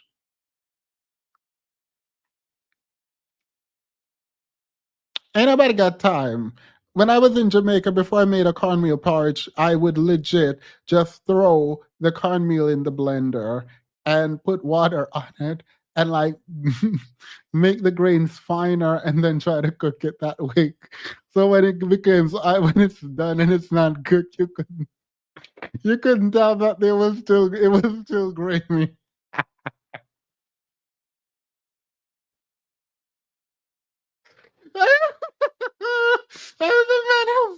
I was a menace. Anywho, let's move on. Someone said flour, vanilla extract. Girl, the way I would just throw water and milk in that cornmeal and hope for the best.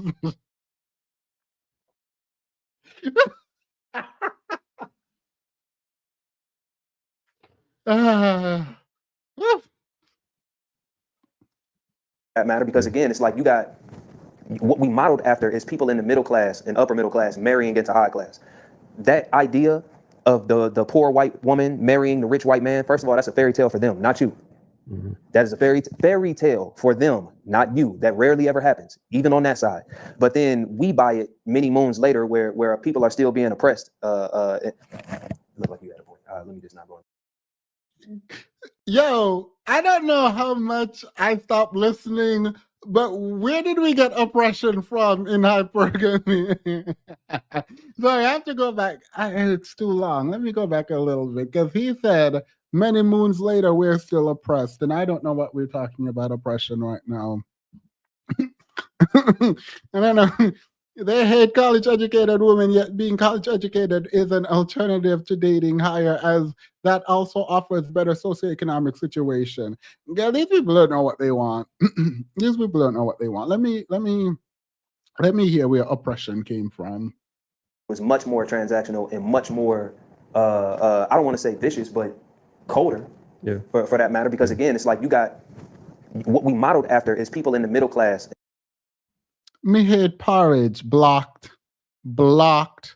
Absolutely not. I love cornmeal porridge, especially when the top gets cold and like hardens, and you eat that, and then you let the top again harden, and then you eat that, and then you let the top again harden, and then you eat that. That's how I eat porridge. It takes a while for me to finish my porridge because I eat only the hard part at the top, and after it gets cold, I eat it, and then I let it sit, and then I eat. Oh, they hated me in Jamaica. They hated. I was a man. They absolutely hated it. I would be the only one left at the table. I would be the only one. I would be the only one left at the table. Work is oppression in his worldview. Seems like it.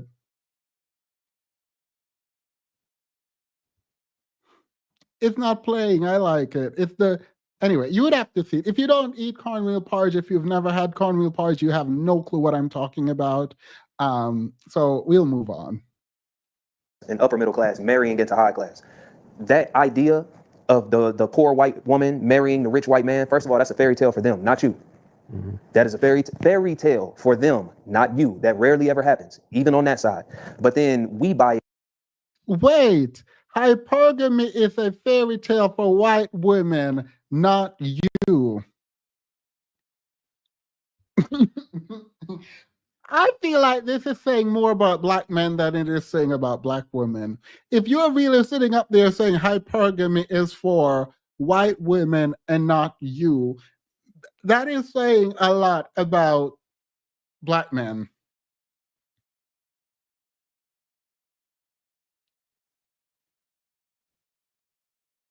That is wild. I do not respect the choice to not eat porridge. Let me find them again and block.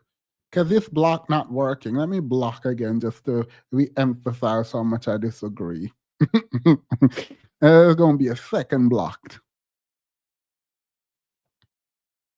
I find it weird to sit there and look into a group of women's face and tell black women that hypergamy. I think a better way to approach this is to say a lot of us as Black men aren't doing well, and we will resign ourselves to not dating until we do better. Because why would you sit there and tell a group of women that hypergamy is not for them? Like, that is wild to me. I feel like we're the only group of men who are just gonna sit up here and tell Black women that that hypergamy is not women. Like, really? So you can't be at the level or above financially. That is wild. Why do the least mad group of men give so much marriage advice to women? They specialize in situationships and sneaky links only. That ain't right. That ain't right.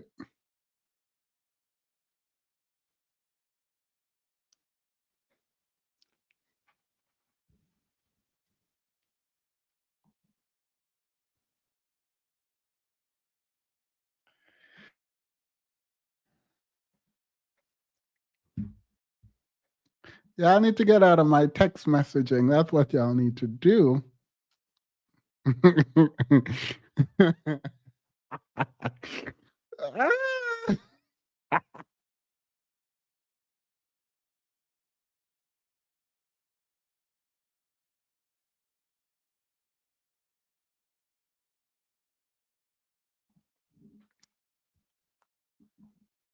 Many moons later, where people are still being oppressed. Look like you had a point. Let me just not go on this tangent. Let me let you get that off first before we get there. All right. So you take history into consideration. You get this fairy tale that you too, all the way at the bottom, can marry all the way at the top. But what we fail to understand is that because you were sitting just outside the caste system, for a Black person, for a Black woman, hypergamy as an example would be you as a slave marrying your slave master.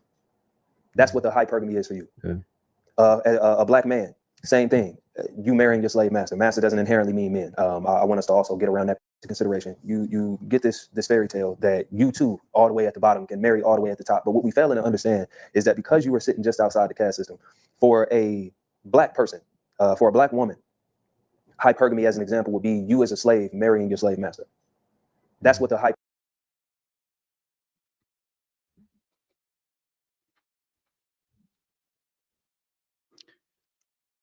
I'm going to give grace here. The reason I'm going to give grace is because I'm going to assume he means calling people slaves today in contemporary America and calling like white men slave masters. Because I don't think there is any possible way he could actually be evoking situations during slavery where women did not have a choice, saying you marrying your slave master as if a slave would have a choice and this is consent would not make sense. So I'm assuming he's just referencing Black people and white people in contemporary world and not actually thinking about during slavery if a slave was forced to marry their slave master as an example of hypergamy. I'm just going to assume that's not what he just did. I'm going to assume that's what. I've been watching too many videos of men talking about slavery and consent and not fully understanding what consent means and how slaves lack consent. Both men and women who were slaves lack any kind of consent. So I'm just going to assume that he's just talking about Black people and white people in present day and just use the term to evoke a kind of Hotepi narrative. That's what I'm going to assume. That's what I'm going to assume. I'm going to assume that. hypergamy is for you. Yeah. A Black man. Because let's be clear, a slave marrying their slave master is not an example of hypergamy. That is slavery. That is still slavery. It is a slavery. That is wild to say. That is not an example of hypergamy. You are still a slave. Black men like this feel Black women shouldn't be treated well until Black men are treated well first. This is about ego and being first, not about helping community as well. No, yeah, of course it's not. Of course it's not. And it's also not about really the Bible. Because ain't no reading of the Bible going to have them land where they're landing now. No reason reading of the Bible.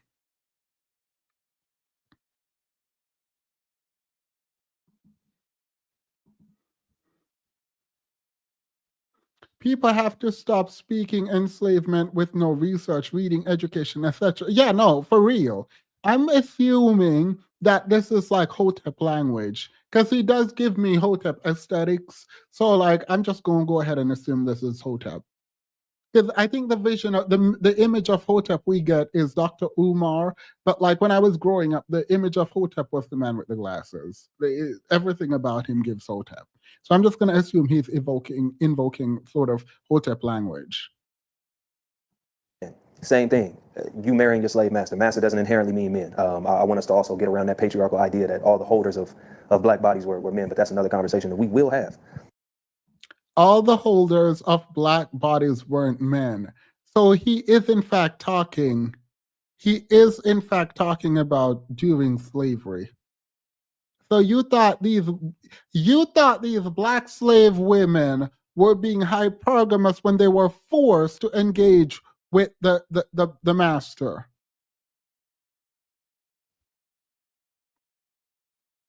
You do realize they didn't have a choice but to engage when the master said engage.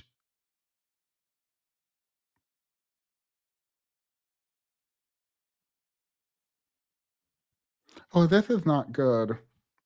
This is not good. This is so bad. This is so trash. This is so trash.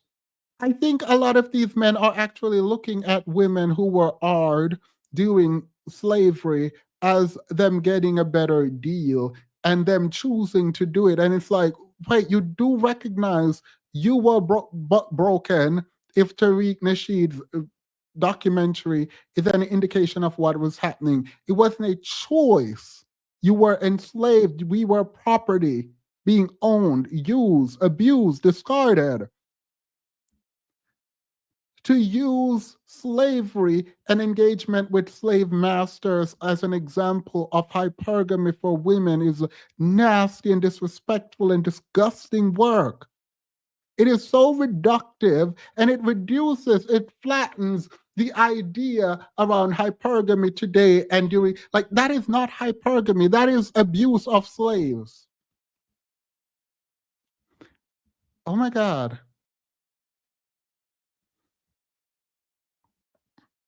This is insane. This is insane. This is actually insane. They don't recognize grape today. Why would they believe black women were being harmed? They wanted it. If they didn't, they wouldn't have done it. Yeah, this is the vibe they're giving. And it's like, do you not understand the lack of consent, the lack of meaningful control over one's body and destiny? Do you not understand any of that? That I think that's insane. That's insanity to me. That rhetoric is so harmful. If you interview them, please let me send in some question about slavery. I don't think they would. I think that the people who make content on here do not see a benefit in interviewing with me based on previous interviews that I've done, because I hadn't allowed these people to run amok. So while there's always a sort of open invitation for anyone that I discuss, they usually don't take that invite to come and discuss their ideas. One, because they can't defend it and they know it's degenerate, and two, it will only harm them and their platform. It doesn't help them.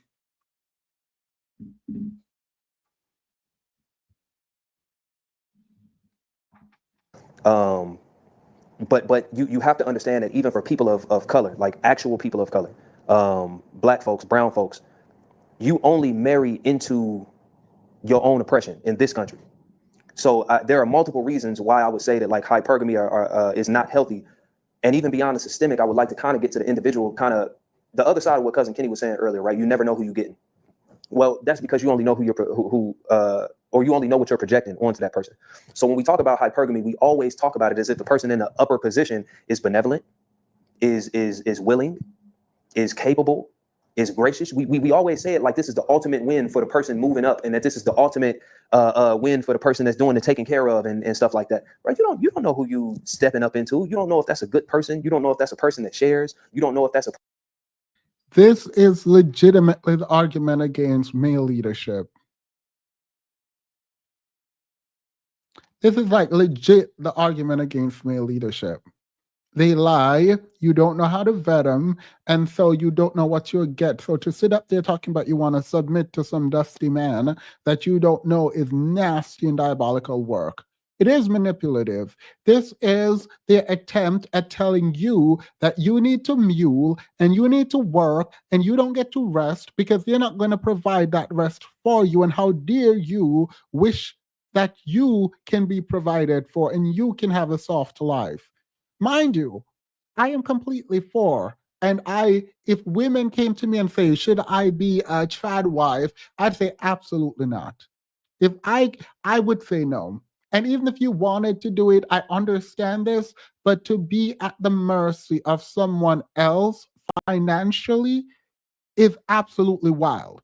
Your livelihood being dependent on if someone is still attracted to you is a devastating reality that I would never wish on my daughters. I would never do that. That is wild to me. Someone's attraction to you can dictate whether or not you eat. Seems like a horrible, horrible dystopian reality when you can actually provide for yourself. I'm sorry. So that's my opinion there. But they're not just talking about hypergamy, right? They're talking about this as if it's gold digging, when hypergamy, based on their definition, is if you're a lawyer, you can marry a lawyer or you can marry a doctor. That's completely fine. And in their definition that they give of hypergamy, that works and you're still hypergamous. So I don't know why they just completely ignore the part about marrying across from and just cared about upwards. Again, I don't know why they read that definition if they weren't going to use it.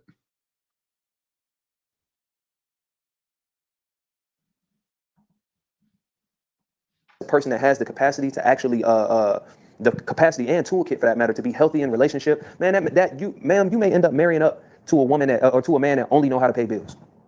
Auto pay is all he got. Or a man who's physically abusive. And feel like he can do that. Yeah, and it's just like that, and that's the thing, it's just like I'm not saying it's based on, I'm not saying this is a white thing, but I do feel like this is a power thing, that people who achieve a certain level of success are validated to behave in a certain way. Are broke men not abusing women? Are broke men not abusing women? Are broke men not abusive?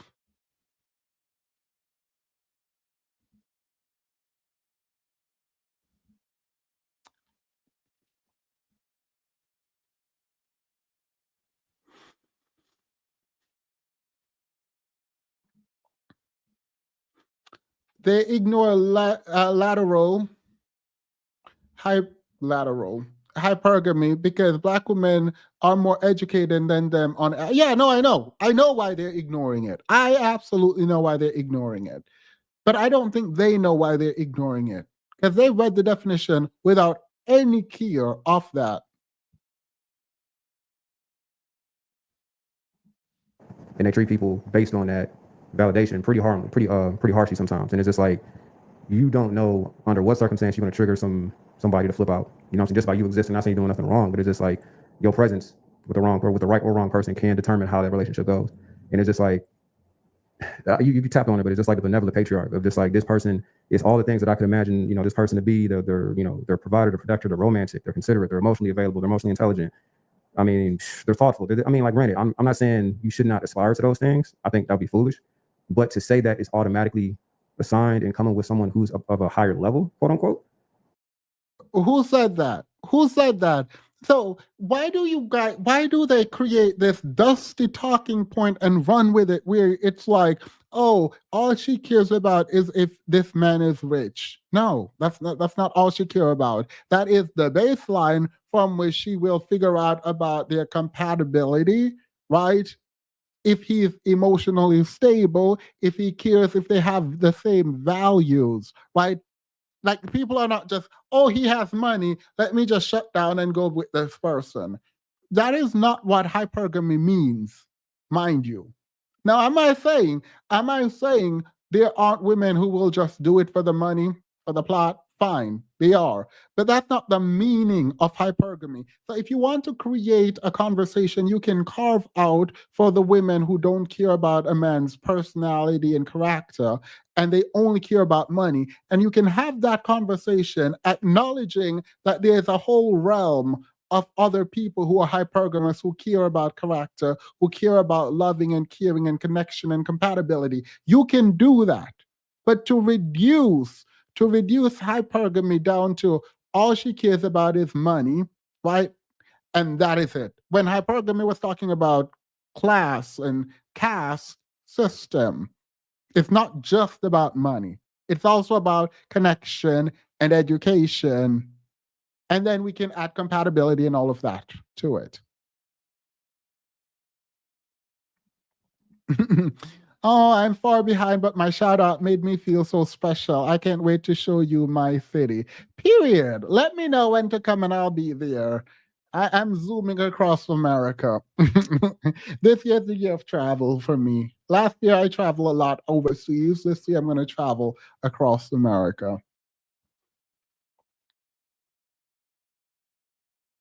That's that you setting yourself up for potentially for failure. And I don't want to lean too much in that to say like that is the end all be all, but in too many instances, like that is exactly what happens. You know what I mean? And I think like just to when she said like it being unhealthy, like yeah, that's the unhealthy side of it. Like unhealthy side of it. Like yo, that's the B side of like, you know what I mean? Like the person that you get attached to could be on some trash. You know what I'm saying? And also your thought process is on trash as well. Yeah, let's talk about you.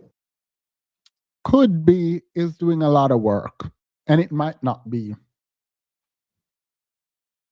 Also, I do like this setup back here. I like this is how you know I'm getting old. Because all I'm talking and I'm like, I don't really like the cabinet space. I don't really like the what do you call this? The microwave. But I do like this wood and glass storage for like seasoning. I think that's real cute. I didn't realize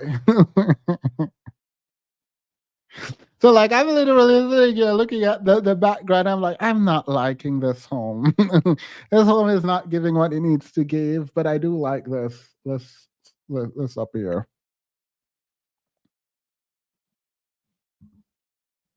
Yeah, no. Most TV abusers are broke. Yeah.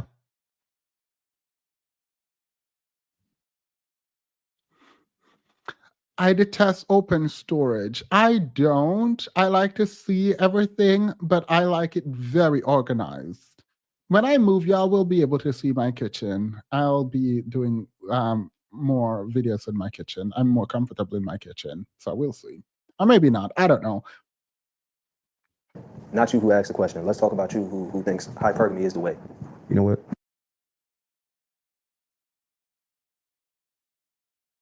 Okay, what Shit to my happened? face. Oh. You know what's We crazy? gotta talk on the camera. You know what's crazy about it? Fam. We gotta talk on the camera. That's crazy. Holy Bruh, shit. When there's been a few songs in my life I've been flabbergasted, but that time I was just like, All right, apparently they're saying things that they can't say online, so they're like muting it for no reason instead of just completely editing it out and removing it. Most TV abusers are broke. Broke men are statistically more likely to abuse, toe tag their yeah.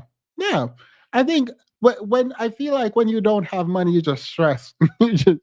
Everything pisses you off because you're stressed. You're on survival mode. And that's not the best mode to be having relationship and developing bonds and having children in. I don't care what nobody tell you. I'm gonna tell you absolutely not.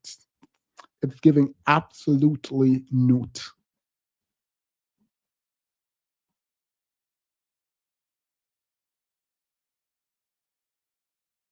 Girl, I don't know. What was that? I come up in the wire. And this.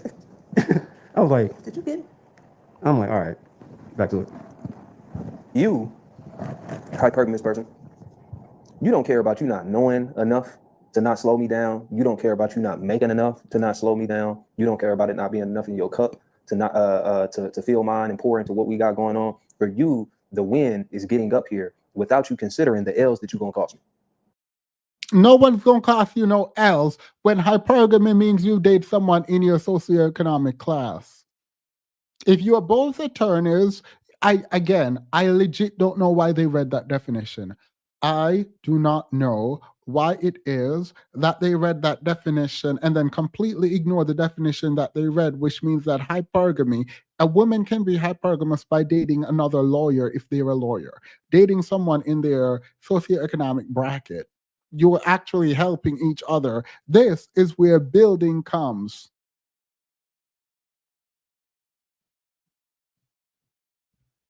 Like, that's wild to me. Nah, broke men are still the majority of abusers and femiciders. Wealthy men have more to lose than broke men. Yeah. Yeah. If I'm high in the caste system, right? First class, everything. Michelin starred restaurants. We go into spots where everything is a la carte. We go to a wine tasting to which you've never been to because you done marry up. Or the kind of wine tasting. Because there's a very big difference in the quality. This is fair. You know what I'm saying? This is fair. Private tasting, right? We right here in Napa Valley with. They bring our first few samples out. I'm here with the diplomat for fucking Wakanda. I got my board here. Cousin Kenny is here. And the first thing you do when they bring our shit out is you grab the goddamn glass around the cup. You raggedy.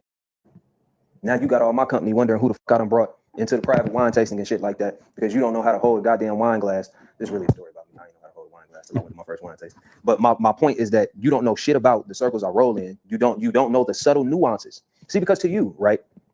And I'm not saying this is a good thing. I'm talking about how judgy and how high the expectations are once you get so high. To you, how you hold a wine glass don't matter. Down there with your $12 bottle of Barefoot from Walmart and shit like that, it don't matter how you hold that glass. This Malbec though, that costs a good $90 a bottle on the hookup. I think it's funny that they think $90 bottle of wine is that expensive. Like, I'm not saying it's not, but like watching people waste $300 bottle of wine and people sitting here talking about 99. Period. Anyway, I feel like anyone will know how to use a wine glass. Like I mean, I'm not paying. I don't drink wine. Like FYI, I don't drink wine. But like paying $90 for wine is a lot, right? Like it is a lot. But like when you say expensive wine, like I'm not thinking about a $90. If you tell me we're gonna have expensive wine and you give me a $90 bottle of wine, I'm probably gonna say thank you and pretend like I like at least give it a 300. I'm kidding. I'm joking. Leave me alone. Ain't nobody got time for y'all to be dragging me in these chats. I'm just flabber. My flabbers are gasted.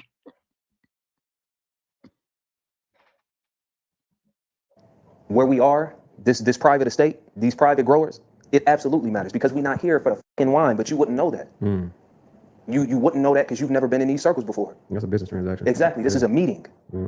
And you're embarrassing me in my meeting. Everybody else's wife come from the same class as them, so they know how to behave in here.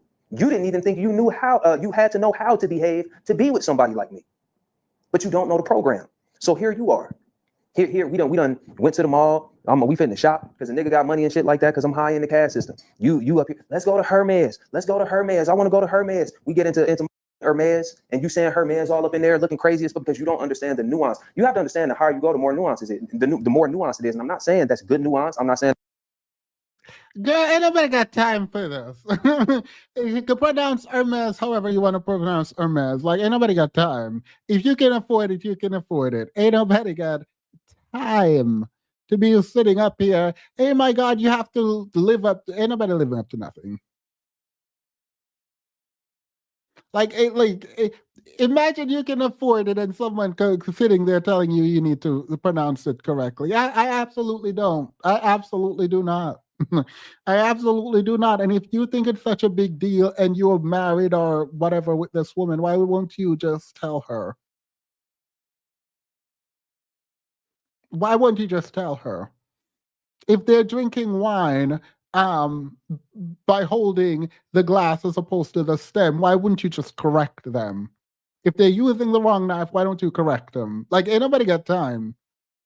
It's not that deep. I promise it's not that deep.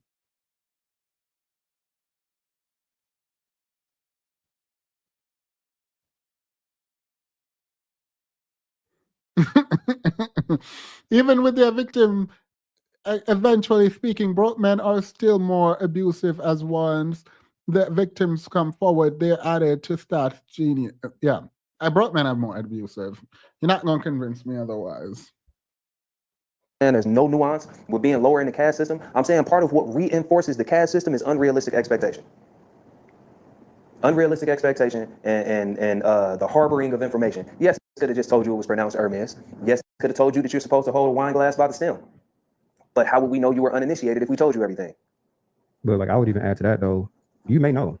But mind you, they didn't clarify whether this is red wine or white, right?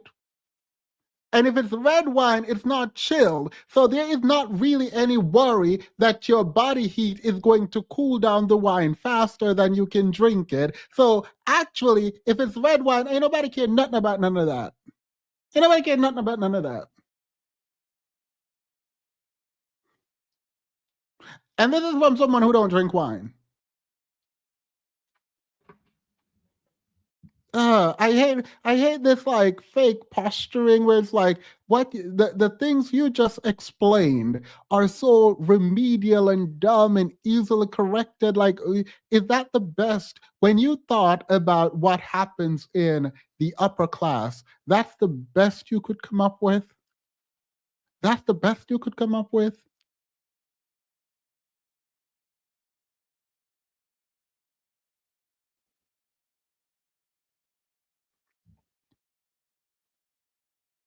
We are literally in an age of deconstruction where people are on the golf course and they don't care nothing about that. We go to gala and people are doing whatever they want to do, right? I'm not saying you should not be aware of your surroundings and act accordingly, but like most people don't care. And if people care that much, they're going to prepare you before you go in.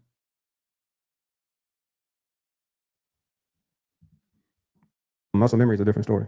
That's that thing. You know what I mean? Because like movie nerd moment, but like in Glorious Bastards, you remember that movie? And the scene when it was in the bar, he put the three up the wrong way.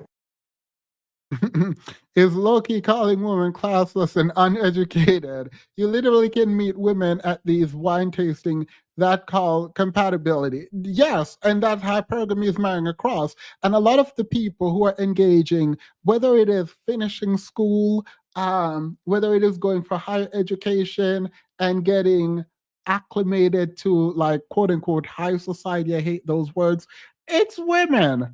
Like a lot of this is women. The people who are born into it probably do it, but the people who learn it are women. Men generally don't know what's happening. The butter knife, the steak knife, they just go ham. They don't care. They don't get nothing.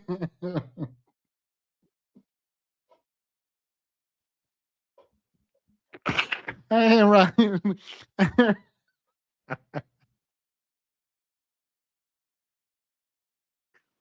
I have a story that I don't think I will tell because I think this person is so embarrassed by it, so I'm going to leave it alone.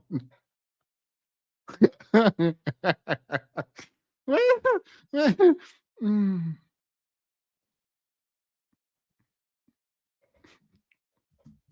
So let me message someone on Insta.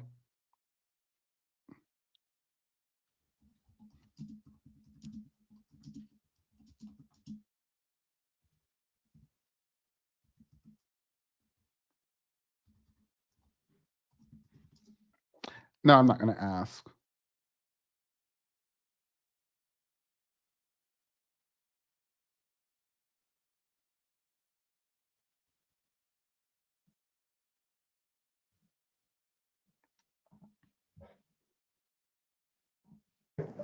The first thing he realized, he went like this instead of like this. This fool not from here. Yep. And it's just like when you do that sort of thing in the wrong environment, you either look like way out of place, or you look like someone who's trying to infiltrate. And if you look way out of place too much, then people will be like, then you got eyes on you, like you the op. Yep. You know what I'm saying? So not only do you have problems with the person that you are attached to in this instance, then you get eyes like, yo, what's up, you know, Exactly. homegirl, you know what I'm saying? So it's kind of like there's nuance to that on top of that, you know what I mean? So, And I guess even it gets pettier. I want to stop saying nuance. The expectations get pettier the higher you go up. Yeah. Don't put your elbows here. Sit with your legs like this. Make sure your forks and things are, spread your napkin and put it on your lap. Don't actually lean too far forward when you're talking to your guests. Make sure when other people get to the table, you stand up and properly greet them. Make sure, and I'm not saying any of these are good or bad things inherently, but what I'm saying is like, there's a whole lot that comes with you moving through classes without actually learning anything. Mm-hmm. Imagine getting skipped up 2 grades. Girl, these men, when they hear hypergamous, they legit think you are planning to like date the multi-millionaire CEO. Cause like, ain't nobody doing none of this. I promise you, most attorneys, even the partners who make millions, don't care nothing about none of this. And I can speak for that field. I don't know what these men are talking about. I actually don't know what these men are talking about. I promise you, unless you're dating like the CEO of like these healthcare company getting shut down in New York City.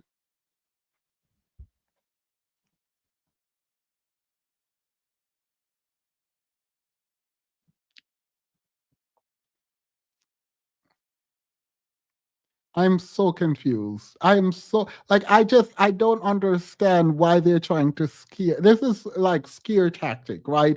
I don't know why they're trying to scare women away from hypergamy.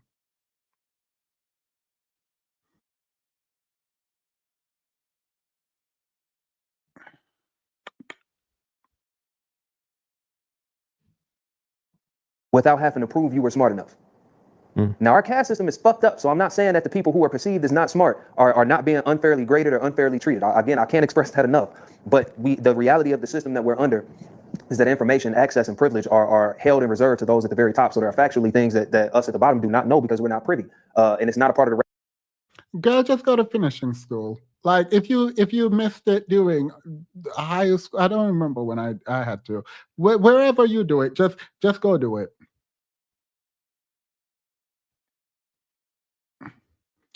Like even the courtesy issues that they're talking about, if they don't know why, they don't understand if and when you should do it. So ain't nobody got time. Oh, my bad. Taking it back. True. Not on Donald Trump's internet. not Donald Trump's internet. The regular lexicon of everyday folks, right? You're going to get in that room, and the little bit that you know about stocks is going to make you sound fucking crazy to the owners of the company who are not just trading insider secrets after the news. They're creating the insider secrets, if that makes sense. Yep. You're not... In the last 4 or 5 years, I cannot tell you how many galas I went to. These people legit don't care.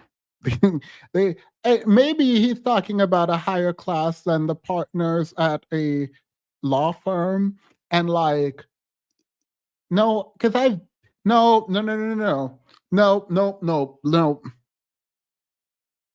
Nope, I can't really talk, but no. The other day, I went to the Young Black Professional thing in Orlando.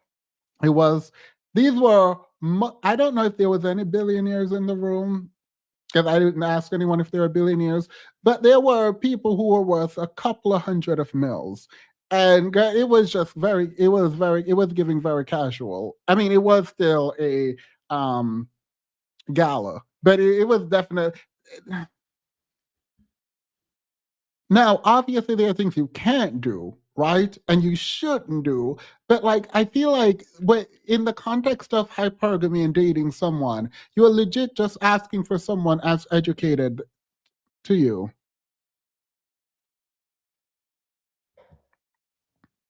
I don't know, like because what I don't want is for people to go back and forth and like, legit women are saying, just have as much as I do. Like, That's what women are saying. And you read a definition of hypergamy that said it is hypergamous to want someone at your same station. And so I don't understand what all of this fear mongering is about. I don't get it.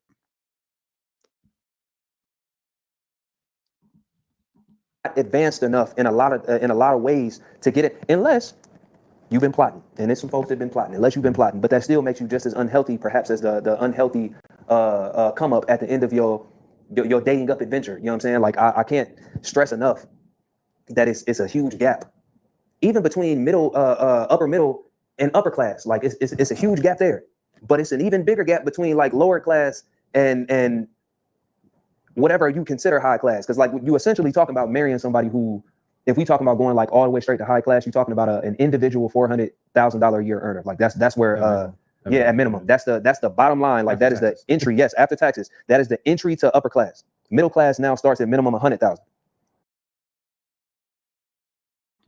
Girl, wait. We're middle class actually does not start at 100,000. I think the last time I checked, middle class was anywhere from 56,000 to like 170,000. That was like a middle class for a 3-person home in, depending on what state you're in. Let me Google this. What middle class income? Let's Google middle class income. Middle class income generally includes household earnings between 67% to 200% of a state's median income. The middle class is often seen as a group, blah, blah, blah. I just need an amount. I need an amount. All right. So in Los Angeles, the middle class ranges from 55,000 to 165,000. That's in LA. That is in LA. Where they get middle class starts at 100K. So these people just, sorry, I do know this, and I don't know why I'm pretending to be surprised. I don't. What do you mean middle class starts at 100?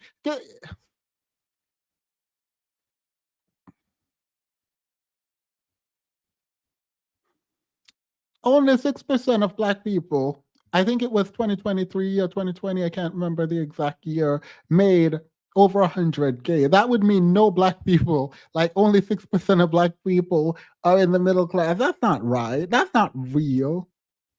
And that's not even for single people. That was for a family. Anybody got time for this fear mongering? Yes, Brianna, I think they're just trying to discourage women from being hypergamous. Hypergamy equal dating a billionaire. That is his problem. I think that's what they think, girl.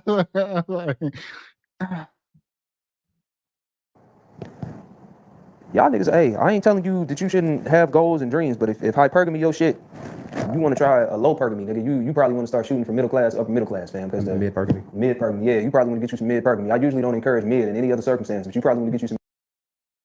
You do know if a working class woman marries a middle class man that is hyper, like, wait, what do you mean mid? Like, I feel like they just don't understand. I think you were right. Who said it? Someone said they think hypergamy means dating a billionaire. And I think you're right. I think that's what they think. Even after reading the definition, where hypergamy literally means that you can date someone across from you socioeconomically, they believe that it is.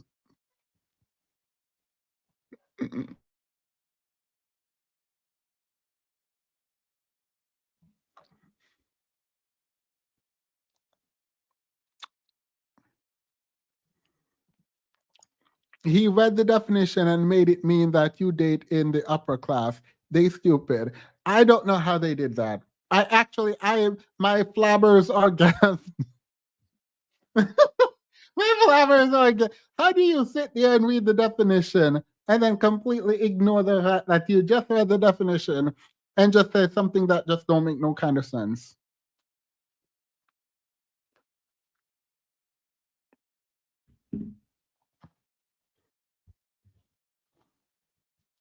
Hypergamy, they think hypergamy means you date a billionaire or a multimillionaire. That's what they think hypergamy means.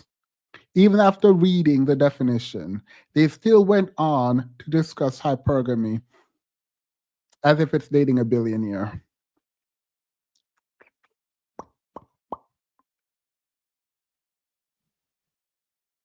George Bush said, "No child left behind," and I disagreed. I disagreed then, and I disagree now.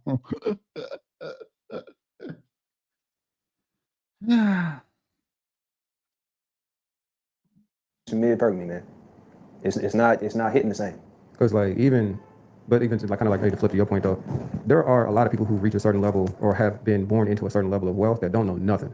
That's fair. So while the intent, or maybe not the intent, but like the assumption could be they have all this knowledge and stuff like that, they could be idiots. You know what I'm saying? That's why it's petty. I wanted to switch from. Oh, okay. So now there's a new argument that rich people might be dumb, so you can't learn anything from them. So you should.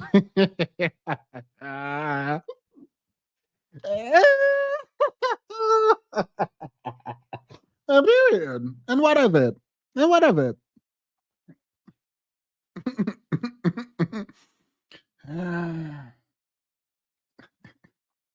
Because like even to like kind of like maybe to flip to your point though, there are a lot of people who reach a certain level or have been born into a certain level of wealth that don't know nothing. That's fair. So while the intent, or maybe not the intent, but like the assumption could be they have all this knowledge and stuff like that, they could be idiots. You know what I'm saying? That's why it's petty. I wanted to switch from nuance. Yeah, for sure. Because it's not necessarily a thing of like just the resources and all this and stuff. Like you literally could be marrying a complete idiot. You could be dating a complete fool. They get the pass. You know what I'm saying? Yeah, and they get the pass and they get the validation to not learn nothing. You know what I'm saying? Like all these people who have, you know, money on money and who maybe are racist or whatever the case is, they're being validated to say the same. This is where nepotism comes into play. Yeah, that too, big time. But like even how do you respond to that? Like, how do you?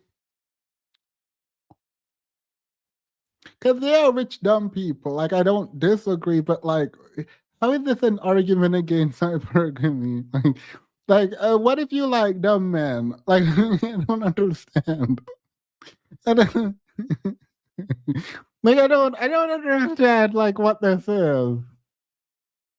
They said you want to be hypergamous, but some of these rich men are dumb and some broke men are dumb. Don't date broke dumb people. Like I don't like some rich men are dumb and some broke men are dumb. What is your argument?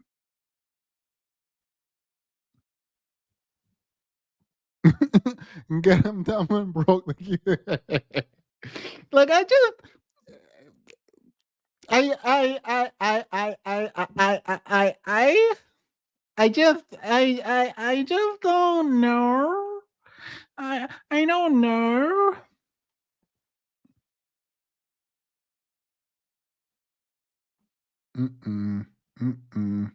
Get thee behind me, Satan. Get thee behind me. Even with maybe just kind of shift a little bit, I don't think hypergamy in that sense isn't only inclusive to people who are there. I think it's also inclusive to people who are on the come up. For sure. You know what I mean? Because like when it comes to that, I was about to say, we talked about this a few months ago actually, but people who are on the come up have new access to money, new access to opportunity, new access to whatever the case is. There is, I'm going to send this into the lexicon or into the what's the name, the algorithm. There is a lot of untalked or non-talked about maladaptive behavior that people who are newly into money adopt, whether it's the way they operate with opposite sex, the drugs they use that they now have access to, the way they treat people, the way they use and misuse money. I would like to make a confession. Wait. Did this one say he has a confession? Ooh, it's getting juicy, y'all. Ain't nobody getting nothing about what these people got to say about hypergamy. Let me hear what this confession is, sir. Give me your confession. I wish they would be honest and say they want black women to wife them up because they're the ones who actually want to be hypergamous. Live your truth, Kangs. Period. Wait. He said don't date rich men because they use drugs. Because we don't see these broke men strung. Let me stop. Let me stop. Because the opioid epidemic was only happening to only rich people were struggling with the crack epidemic.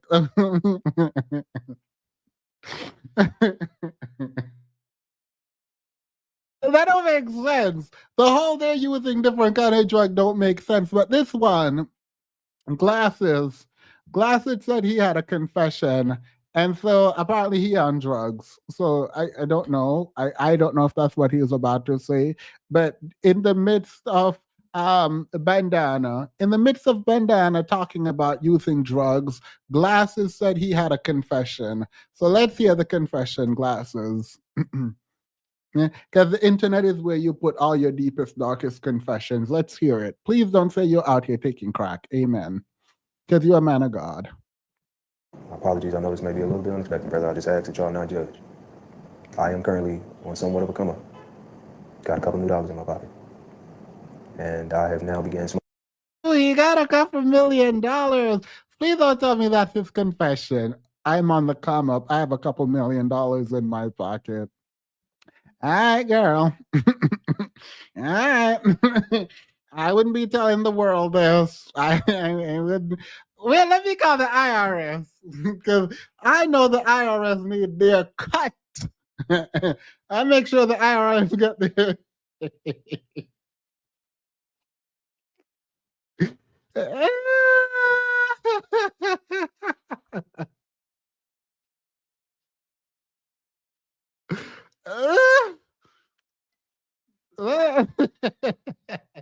Opinion.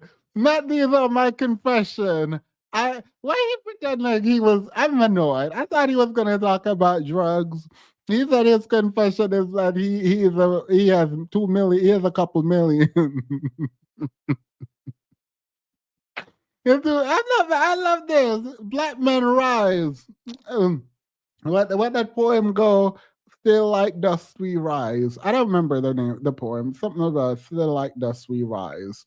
They might write you down in history book. They might kick you down, knock you down, but like dust we rise. I don't remember the poem, but I think that's how it goes. Still like dust we rise. I think the name of the poem is.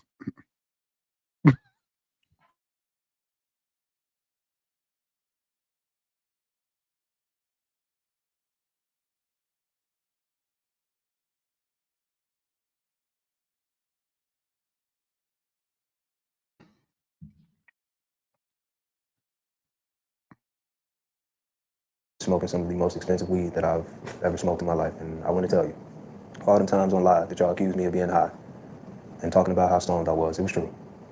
Every time you looked in my eyes and they seemed to be getting lower and lower in the live video, and I seemed to be getting goofier and goofier, it was all real. I have somewhat lost control and have began to smoke rapper weed. Prior to that, I was smoking poetry weed, which was much more in my bag. I'll even be vulnerable with you all and say I have also noticed that my lips have gotten a shade or two darker, and so I know that you all have noticed as well. I ask for you to pray for me at this time. I'm not going to stop smoking the weed.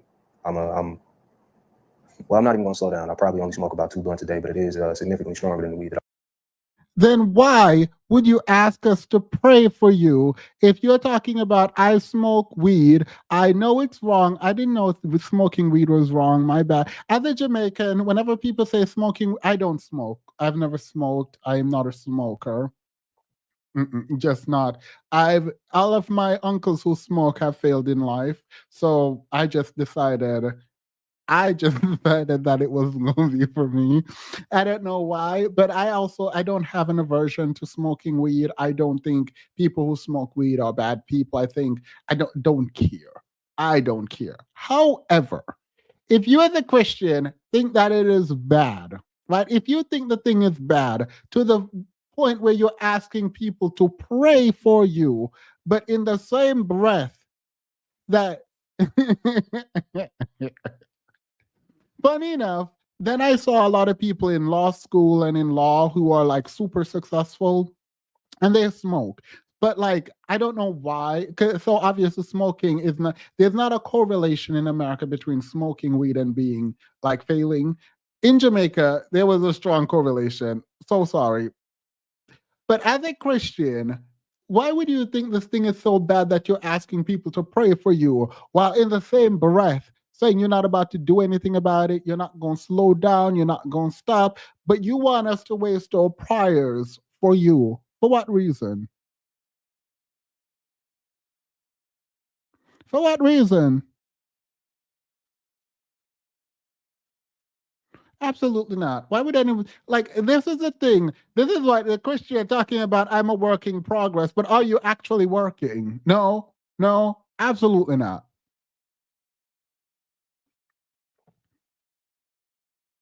How are you gonna sit there and say this is bad? We need to pray for you, but you're not gonna stop?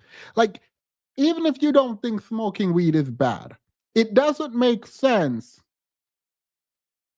It does not make sense to sit up there and say, oh, I am not going to smoke. I'm not going to stop smoke weed. I'm not even going to slow down. I don't care what is happening, but I want you to pray for me. Absolutely not. Why would I do that? Why?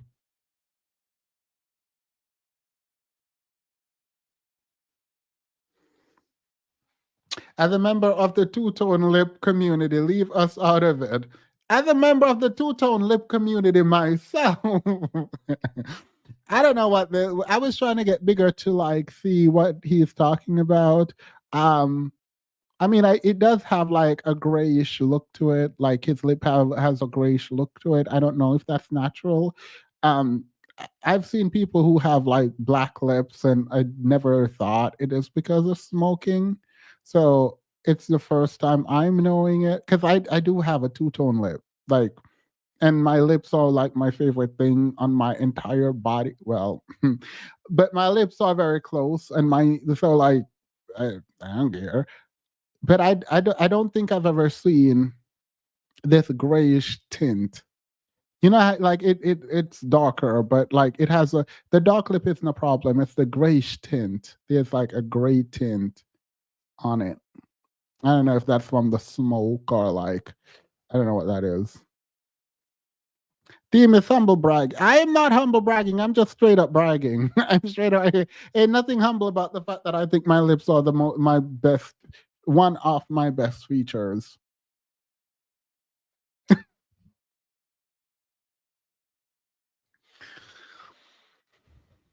The first time someone told me they wanted to, oh, some lady told me she wanted nothing. I can't say that. My flappers were gassed, and I was like, really? That's interesting.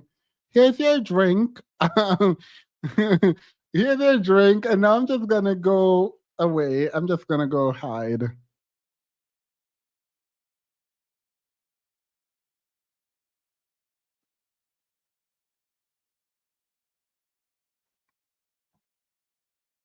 That I was smoking before. I can't say that I have any plan to change my current course of direction. Just know that this is a struggle. Asking for your thoughts and prayers. My family has already been notified, and they're supporting me the best that they can. Why would they be supporting you? You said you don't want to slow down. You don't plan on stopping. You don't want to stop. What is your family supporting you with? Like, this don't make no sense. This does not make any sense. People be out of pocket when you have full lips. LOL, I'm scared too. The things that I've been told, I do take it all as compliment though. Why would your family be helping you through something you don't plan on stopping? You don't want to stop. You don't slow. Like, I don't get it. The weed that I was smoking before. I can't say that I have any plan to change my current course of direction. Just know that this is a struggle. Asking for your thoughts and prayers. My family has already been notified, and they're supporting me the best that they can. Cousin Kenny, I'm sorry to lay such heavy news on you in the middle of a recording, but I'm actually pray for me too, brother. Okay. Yeah. But Girl, why couldn't cousin Kenny be me? Why couldn't girl, I promise I would just bust out laughing. He would have to edit this. He would have to edit it because one, I'm laughing, and two, I'm dragging you. Why are you asking me for prayers when you don't plan on stopping? At no point during this long, dusty soliloquy did I hear, it is so difficult for me. I'm an addict and I don't know how to stop something that I truly want to stop. And why you interrupt all of this to like include yourself? I'm talking about people rich folks doing rich folks drugs. You're like, I'm on the come up and I like have a couple millions and I smoke weed. Got everyone smoking weed, even people without millions of dollars. Girl, where were you? Where have you been? People have been smoking top grade weed. Have you been to Jamaica? Have you been, have you been to Jamaica? You telling me my uncle's down in Jamaica, because apparently Jamaica have the best weed. I don't know nothing about weed. I don't smoke, so you can't ask me. But I heard that Jamaican weed is the best. So I've been told. So the high grade in Jamaica. Are you telling me them people are multi-millionaires in Jamaica smoking that weed? Okay, anybody got time? He just wanted to do a little brag about his millions. Now them girls gonna run his pockets. I'm kidding. I'm kidding. Stop. No, no.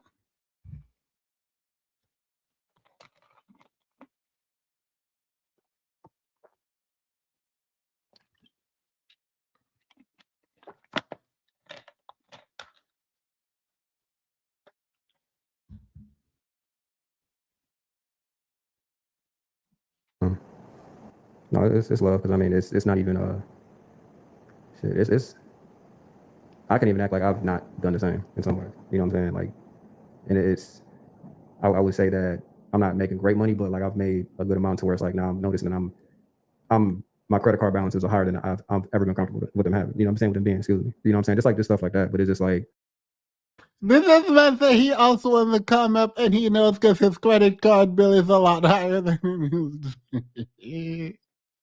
And period. And period. And what about it? So these two men just wanted to remind y'all they're rich. One with the bandana over his mouth and the other one with ashy lips. I don't know. No disrespect.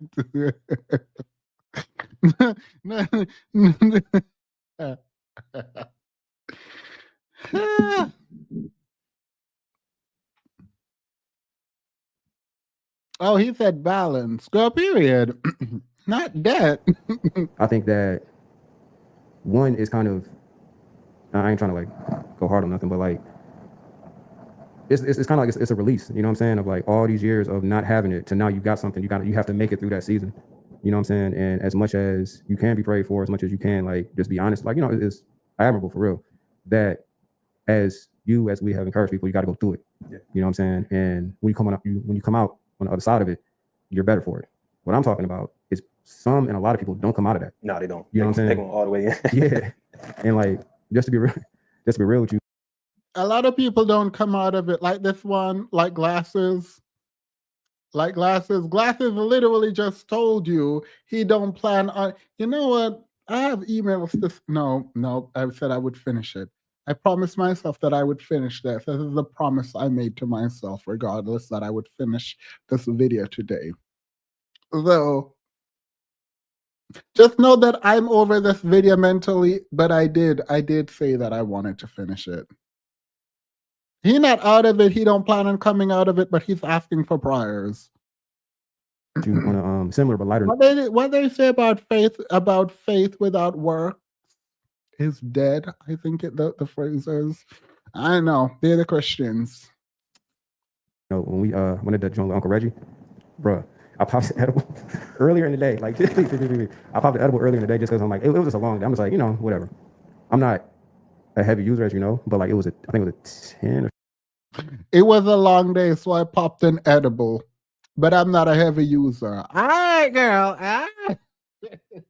That sentence feel like on long days, you pop edibles. So hopefully you don't have too many long days.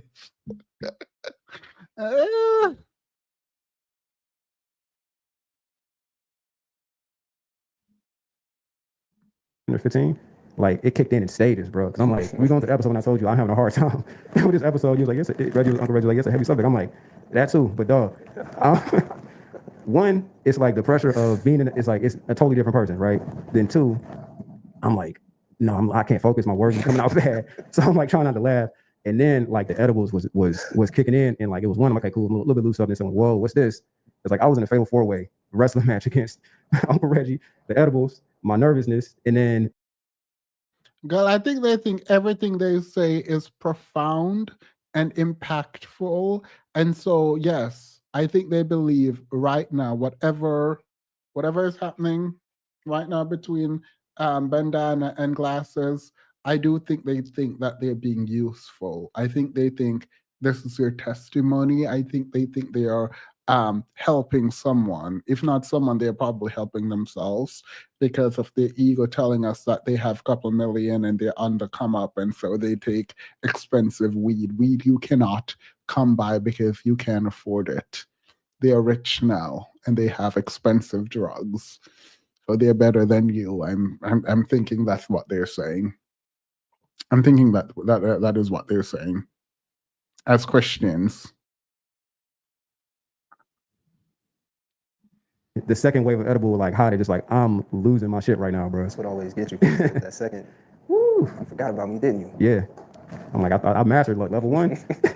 That was like, I was playing like Elden Ring. I got to like a level 13 boss and I was not prepared, bro. But no, it's just like, there's I don't know, there's like a certain level of,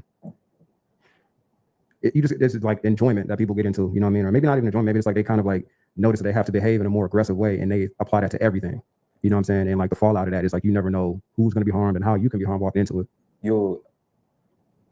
So actually being on this come up, right? Watching them really trying to re-center themselves and get back on topic. They're probably right. They're probably high right now. They're probably they're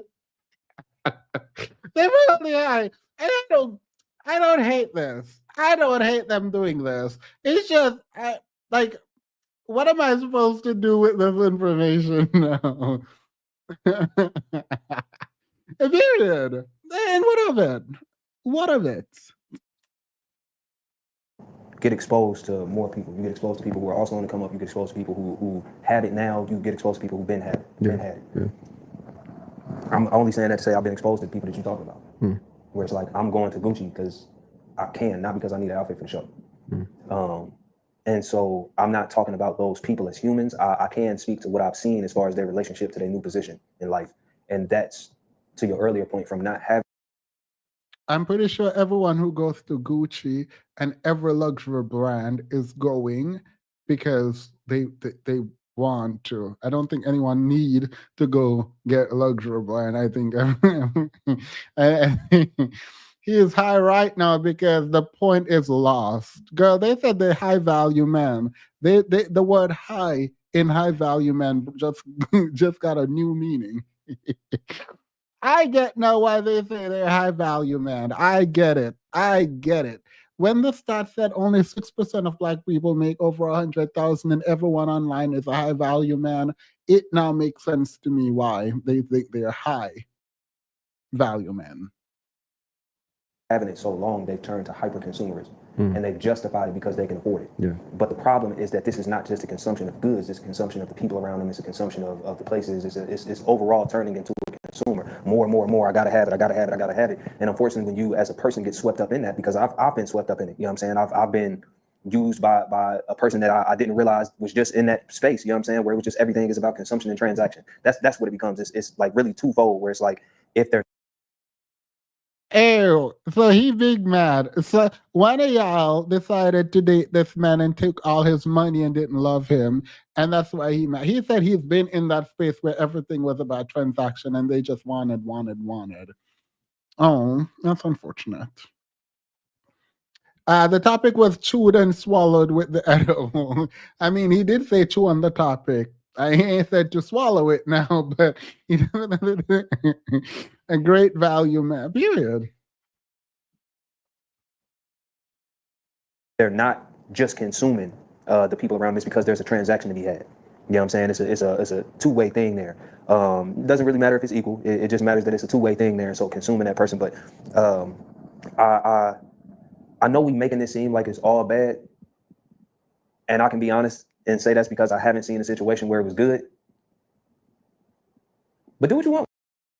You haven't seen a situation where it was, well, thankfully, I have seen multiple, almost every situation in my friend group is hypergamous. So I've seen multiple situations where it has been good. So I don't know. Got nothing with that. We just live in very different realities. And it's not like it was good for whoever was taking your money. It's not like it was good. It might not have been good for you. Oh, you gotta say that shit at the end of it. You gotta shrug and tell me, dude, hey, I don't know shit, nigga. Do what the fuck you want to do. But I ain't seen it to where it was healthy. I ain't gonna say I've seen it to where it was bad or somebody was always getting beat on or some shit like that. Even in the most simple sense, I say the healthiest unhealthy situation I saw. Because I guess we gotta be realistic and stop thinking in so many extremes. Woman married up, gave up her career because he was. I do think that smoking is, well, I don't think this is true. Smoking is bad for your skin. And more than like, no, that's wrong. I shouldn't even say that. In my mind, I would not, let me stop. I'm going to end that. I'm going to end that statement right there. But I ain't seen it to where it was healthy. I ain't gonna say I've seen it to where it was bad or somebody was always getting beat on or some shit like that. Even in the most simple sense, I say the healthiest unhealthy situation I saw. Because I guess we gotta be realistic and stop thinking in so many extremes.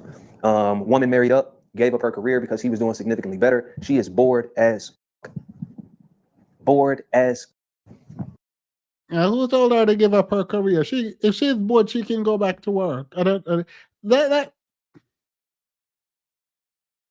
That was all right, girl. All right.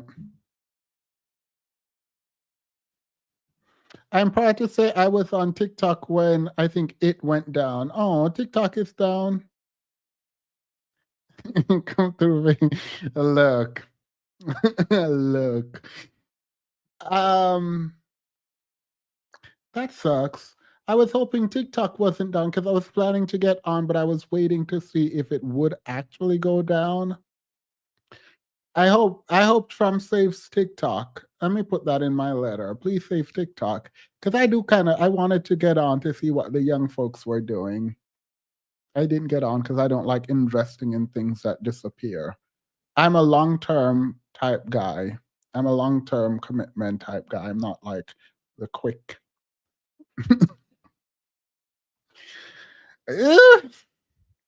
I am sorry to all the people who were influencers on TikTok. I know getting a real job is going to be difficult. It was a real job, so I do feel your pain. Hopefully, it comes back, and you guys can continue to make your money. I am so sorry. Now, I don't know if you realize how much of a growing problem a person has that they get all the money and resources that people fantasize about, and that's when they've hit boredom. I don't know if you realize the growing problem there, the growing void that this situation is not going to fill. I don't know that man. Don't know if he's a good dude. Don't know their situation. Her and I haven't even known each other in a long time. But the last report I got was I'm just so bored these days. In a newer marriage, newer money, new tax bracket, new everything. Just so bored these days. So in the healthiest unhealthy testimony I have to this whole marrying up thing, is I'm bored. But you can't move the same. The fact that you think that's the loss is wild. I pray for days when I'm bored. I pray for I pray for days when I'm bored. I don't believe him, and I'm sure he must know women who marry other attorneys. I'm sure he has met people who married up. I think he's lying. Let me just go straight up. I don't care how Christian he is. I think he's lying. I'll completely, again, just disregard the definition of hypergamy. But you said she gave. I am sure he knows a woman who makes about 80K and married a man who makes 80 to 85K. I am sure he has seen that. Based on his definition, that would be hypergamous. Gave up her job though, right? Correct. See, and it's just kind of like, is that an expectation of hypergamy to give up your autonomy? I lied. I do know one situation. The homie married up. They married up is like way different though. I ain't gonna put names out there. I'll put their salaries out there and explain the difference. Gotcha. He make $250K a year. Right. She make $330. Watch him. So he can understand how 200 and 300K can work when a man is marrying up. That is the only example. That is the only example he can think of where hypergamy worked. Oh yeah, he's telling y'all to mule. And he's going to explain why it worked too. Not only that it worked, but he's going to watch. Happy New Year, Themis in chat. By the way, Themis be thirst trapping on IG. Blocked. Elsie, I'm getting blocked, even with a super chat, even with a.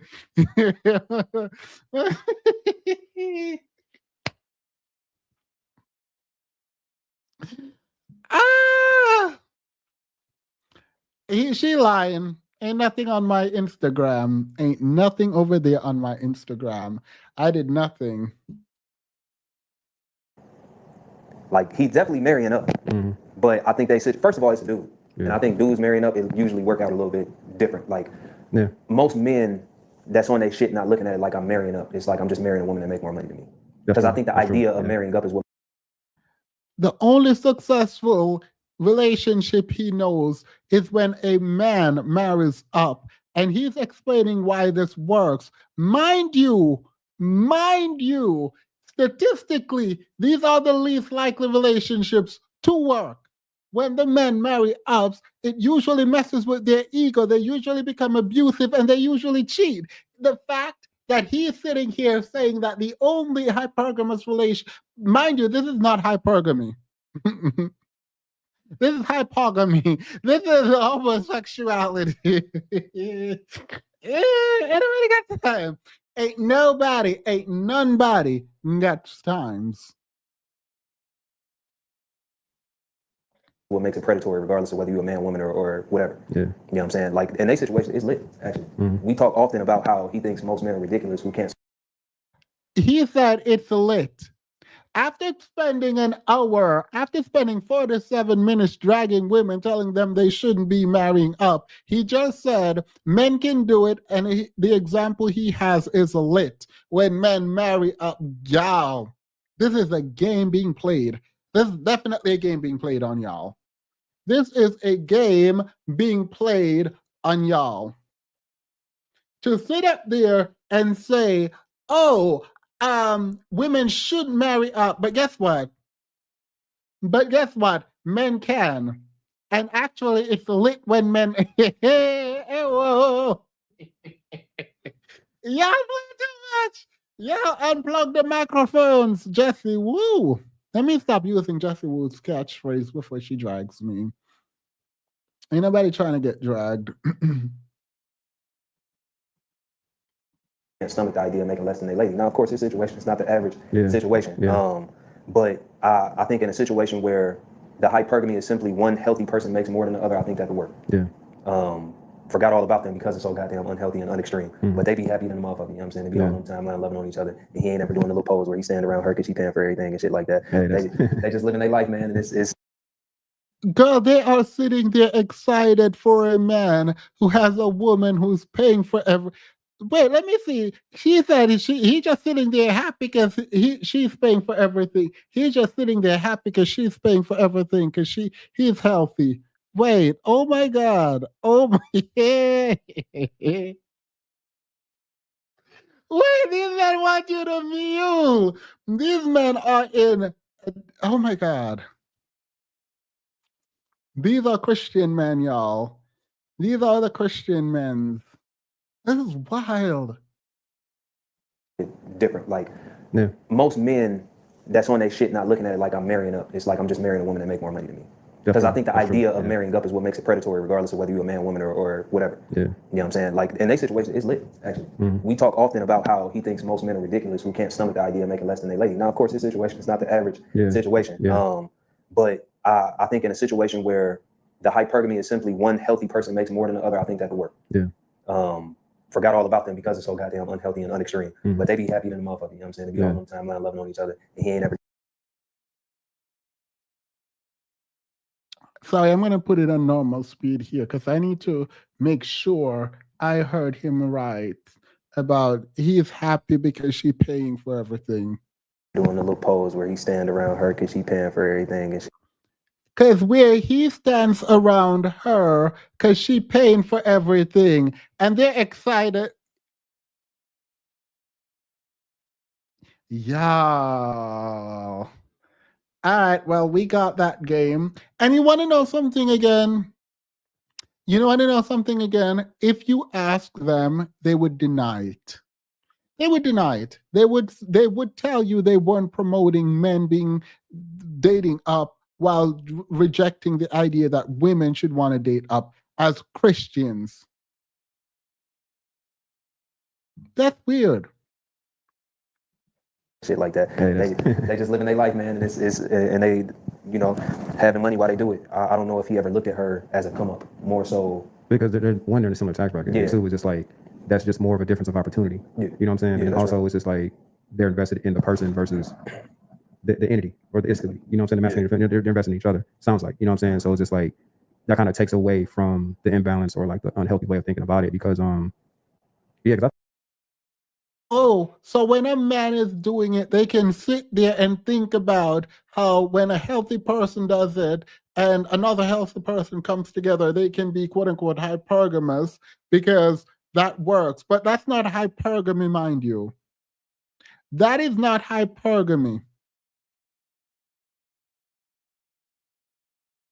So men can marry up and they're like, oh yeah, now we can add nuance where like it can work if you are healthy and all of that and you're not trying to take advantage of people. Or you can get it under that conception, but you can't understand how it's possible for women to have be hypergamous and that be good for them.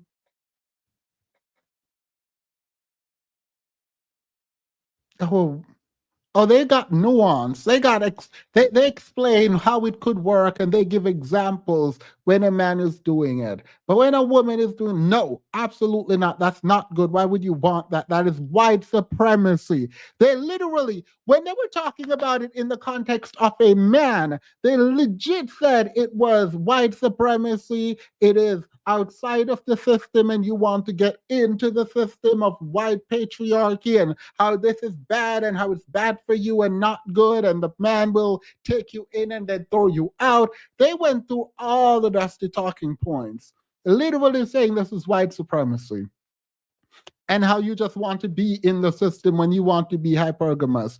And now they're laughing and talking about how good it is when men do it. And this men, they thought about doing it. Is that not white supremacy? Well, I guess it's no longer white supremacy, so it's fine. It's no longer white supremacy. When men want to date up, that's not white supremacy. Got it. Got it. Got it. Got it. Got it. Got it. That is wild. That is wild to me. Mind you, I am going to pause. Let me see. Did you like the stream? The fact that you all haven't liked the stream, there's over 500 people in here, and I'm going to pause it until it goes down to 400 and something people because this is wild. Because I don't understand how there's 500 people in here and I don't have 400. Oh, I do have 400 likes now. Now, yeah, hurry up and like the stream. Thank you. Let me move this. You don't have to do this. End poll. Yeah, I gave it to me. I appreciate that. Thank you. Thank you. I appreciate that. I think you said earlier, some people be like, they look for people to upgrade. Yeah. And then the second, the upgrade don't kick in the right way. The streets. So we just back we thought you was type stuff. You know what I mean? So like I don't know what you thought it was type stuff. So it's just like, I don't know. I just there are, I don't want to be so like, humdrum about it. Like there's no examples of people being healthy, but it's just like I think that the lower, I don't say the lower, but like the more desperate you are for XYZ, Sponsor. Yeah, determines like what lengths you'll go. You know what I mean? Like how much, because like you're getting blocked too.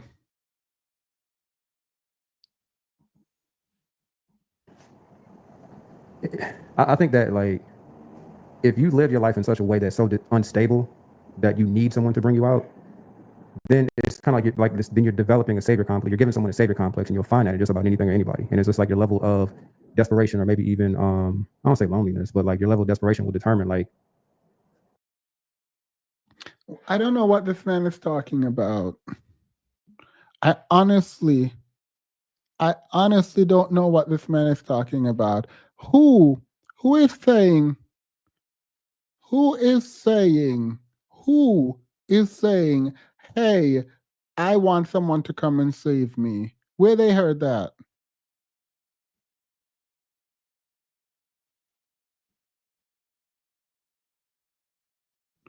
Oh, what? Breaking. The incoming Trump administration is set to launch a large scale immigration raid in Chicago on Tuesday morning, deploying up to 200 officers for the operation.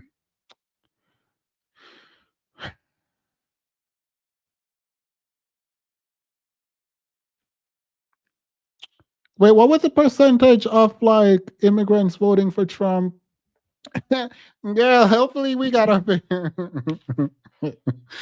Look, I'm upset, but like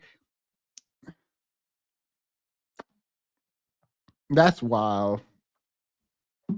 That's wild. Well, we got advance notice, I guess. I don't know.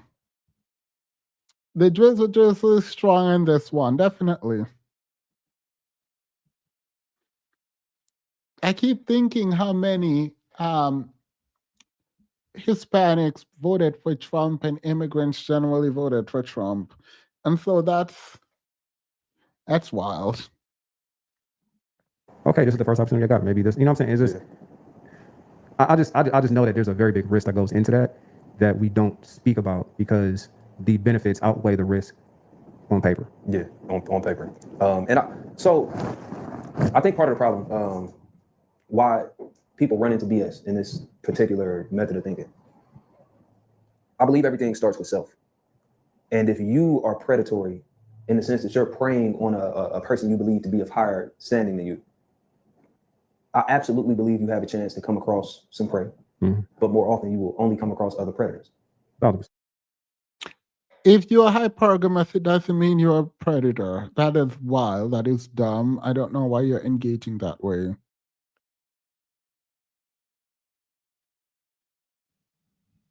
I don't. This is so annoying to me. Like, if women want resources, I don't know why you would think that makes them a predator. That's weird.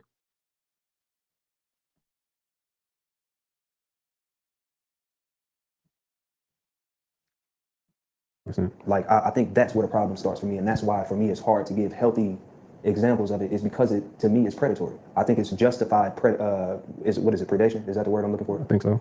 I think it's justified because the other person is perceived to have more, and so they can afford to lose more, have more taken from them. Well, not only that, but I think if you look at the relationship of again, he's literally ignoring the actual definition that he just read that said you can be hypergamy if you want someone from the same social class. So like it doesn't actually mean you're looking for someone who make more. So already the whole argument goes through the window. But even to consider this, right?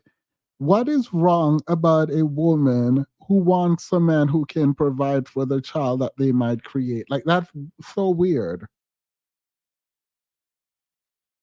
Like, that's so weird. Because I do know that he's deeply scarred because he did say that someone was trying to be hypergamous with him and they were very transactional and only wanted him for his money. And that's unfortunate. Because I don't think these are bad looking people. So they could like find good people and date and like have happy lives with. And you don't need the Instagram baddie who gonna take your money. And because a woman is hypergamous, don't mean it legitimately don't mean you have to like that they only want your money.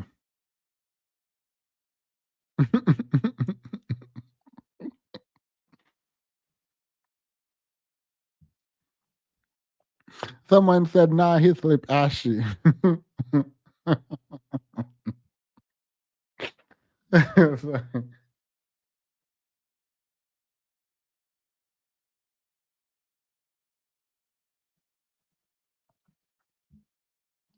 men versus women, men are viewed as predatory and or more violent, just inherently. Absolutely. So it's just like the predator in this sense is not your classical okay. predator. I'm with you. You feel me? I'm with you. So it's just like, oh yeah, she in this case can hunt and do all this other stuff, but like, yeah, you hunting something that's going to hunt you in its normal sense. You know what I'm saying? And so at the very least, he can't be a pillow princess in hyper. I'm so confused why they're so concerned with something that don't concern them. it's still justifiable based off the fact that these men are predators, so you got to get them before they. Exactly. I'm with you. Yeah. We got to wrap.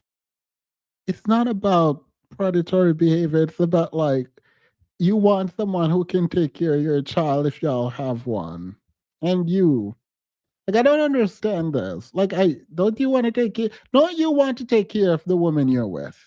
Actually, that's the question I would ask them if I could talk to them. Don't you want to take care of the woman you're with? And don't you want that woman to know that she can depend on you?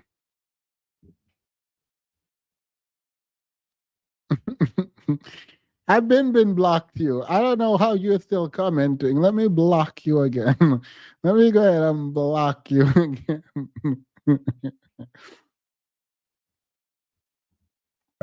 We do. Man, this was good. And it's going to lead to another conversation about transactional relationship. I saw some pretty good posts floating around recently about that, and I would like to get into it because I think a lot more of us fall into transactional relationship than we think. This was dope. So thank you again for the question. This has been the Grown Folks Table. You can keep up with us on patreon.com/tripafterdark, YouTube at Trip Fontaine, Instagram Trip Fontaine, Trip After Dark, email info@tripfontaine. All right. Can some of y'all can y'all go and like I don't know, reach out to them and tell Trip Fontaine that I would like to interview him. He probably gonna say no, but if he says yes, I'm there. Because first of all, I need to know who is signing up for this man's Patreon. Because if this is what they're doing publicly, I don't know what kind of advice. What are y'all going?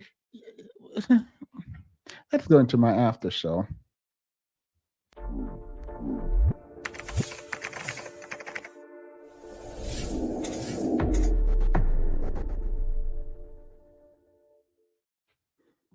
One thing for certain, two things for sure. I need to start up a Patreon. Cause like, ain't no reason for y'all to be back behind this paywall doing anything. Like, what do you mean? What are y'all behind this paywall doing? So y'all telling me that well, all right. So no one is watching this really. Never mind.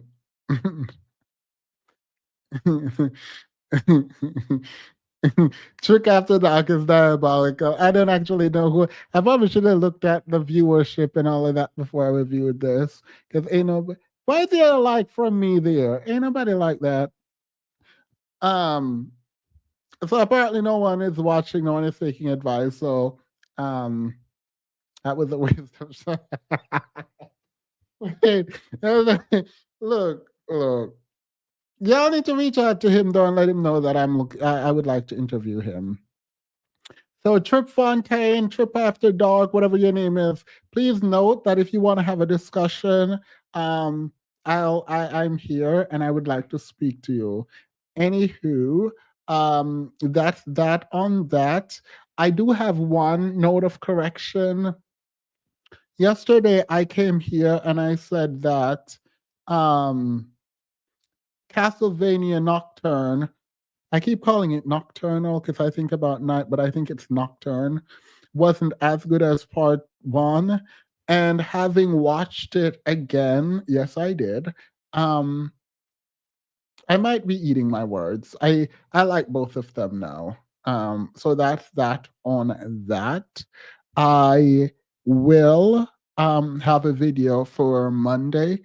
I am going to try to email everyone tonight before I go to bed, but I might not because it's already 11 o'clock and I kind of want to watch Spy Family on Hulu and go to bed and ignore all my messages. All right, so that's that on that. I don't care. I don't want to summarize anything. I just feel like these men were trying to tell y'all to not be hypergamous because they need. If you're here's the thing: these men are ultimately saying, if you're hypergamous, they don't get to be. So only one of y'all can be, and it's not going to be you. That's that's ultimately that is ultimately what they're saying. They're saying in this black community, one of us gets to date up, and if you're hypergamous, it can't be us. So someone got to give this up, and they say you should give it up. If there was not one shred of Christianity in these males. I don't know how they can sit there and be Christians talking about, oh, it was so good to see this one man using this woman's money and this woman is paying for everything and they're so happy and it works. So we just gonna ignore the Bible. We just gonna ignore biblical principles when we feel like it. Got it. Got it. Got it. Purr. Purr. I get that, and then I got my, and then I dip. All right, I'm gonna say goodbye. Have a wonderful night. Let me see which song I can rap before I go. I fly with the stars in the skies. I am no longer trying to survive. I believe that life is a prize, but to live doesn't mean you're alive. Don't worry about me and who I fire. I get what I desire. It's my empire, and yes, I call the shots. I am the empire. I sprinkle holy water upon the vampire. Oil. In this very moment, I'm king. In this very moment, I slay Goliath with a sling. In this very moment, I put it on everything that I will retire with the ring and I will retire with the crown. Yes. No, I'm not lucky. I'm blessed. Yes, clap for the heavyweight champ. Me, but I couldn't do it all alone. We, young money raised me, grew up at Fately, Southside Jamaica, Queens, and it's crazy, but I'm still hood. Hollywood couldn't change me. Shout out to my haters. Sorry that you couldn't phase me. And being cocky, we just vindicated. Best believe that moment that we have it what was syndicated. I know this night just remind me of everything they deprived me of. Yeah, put your ring. It's a celebration every time we link up. We done did everything they could think of. Greatness is what we on the brink of. Now, demons, they just think high value is about MG. Mary Jane. Not me following along. Period. Period. Anyhow, thank you so much. Have a wonderful, wonderful night. All right. Bye. That was such an awkward bye. I'm sorry.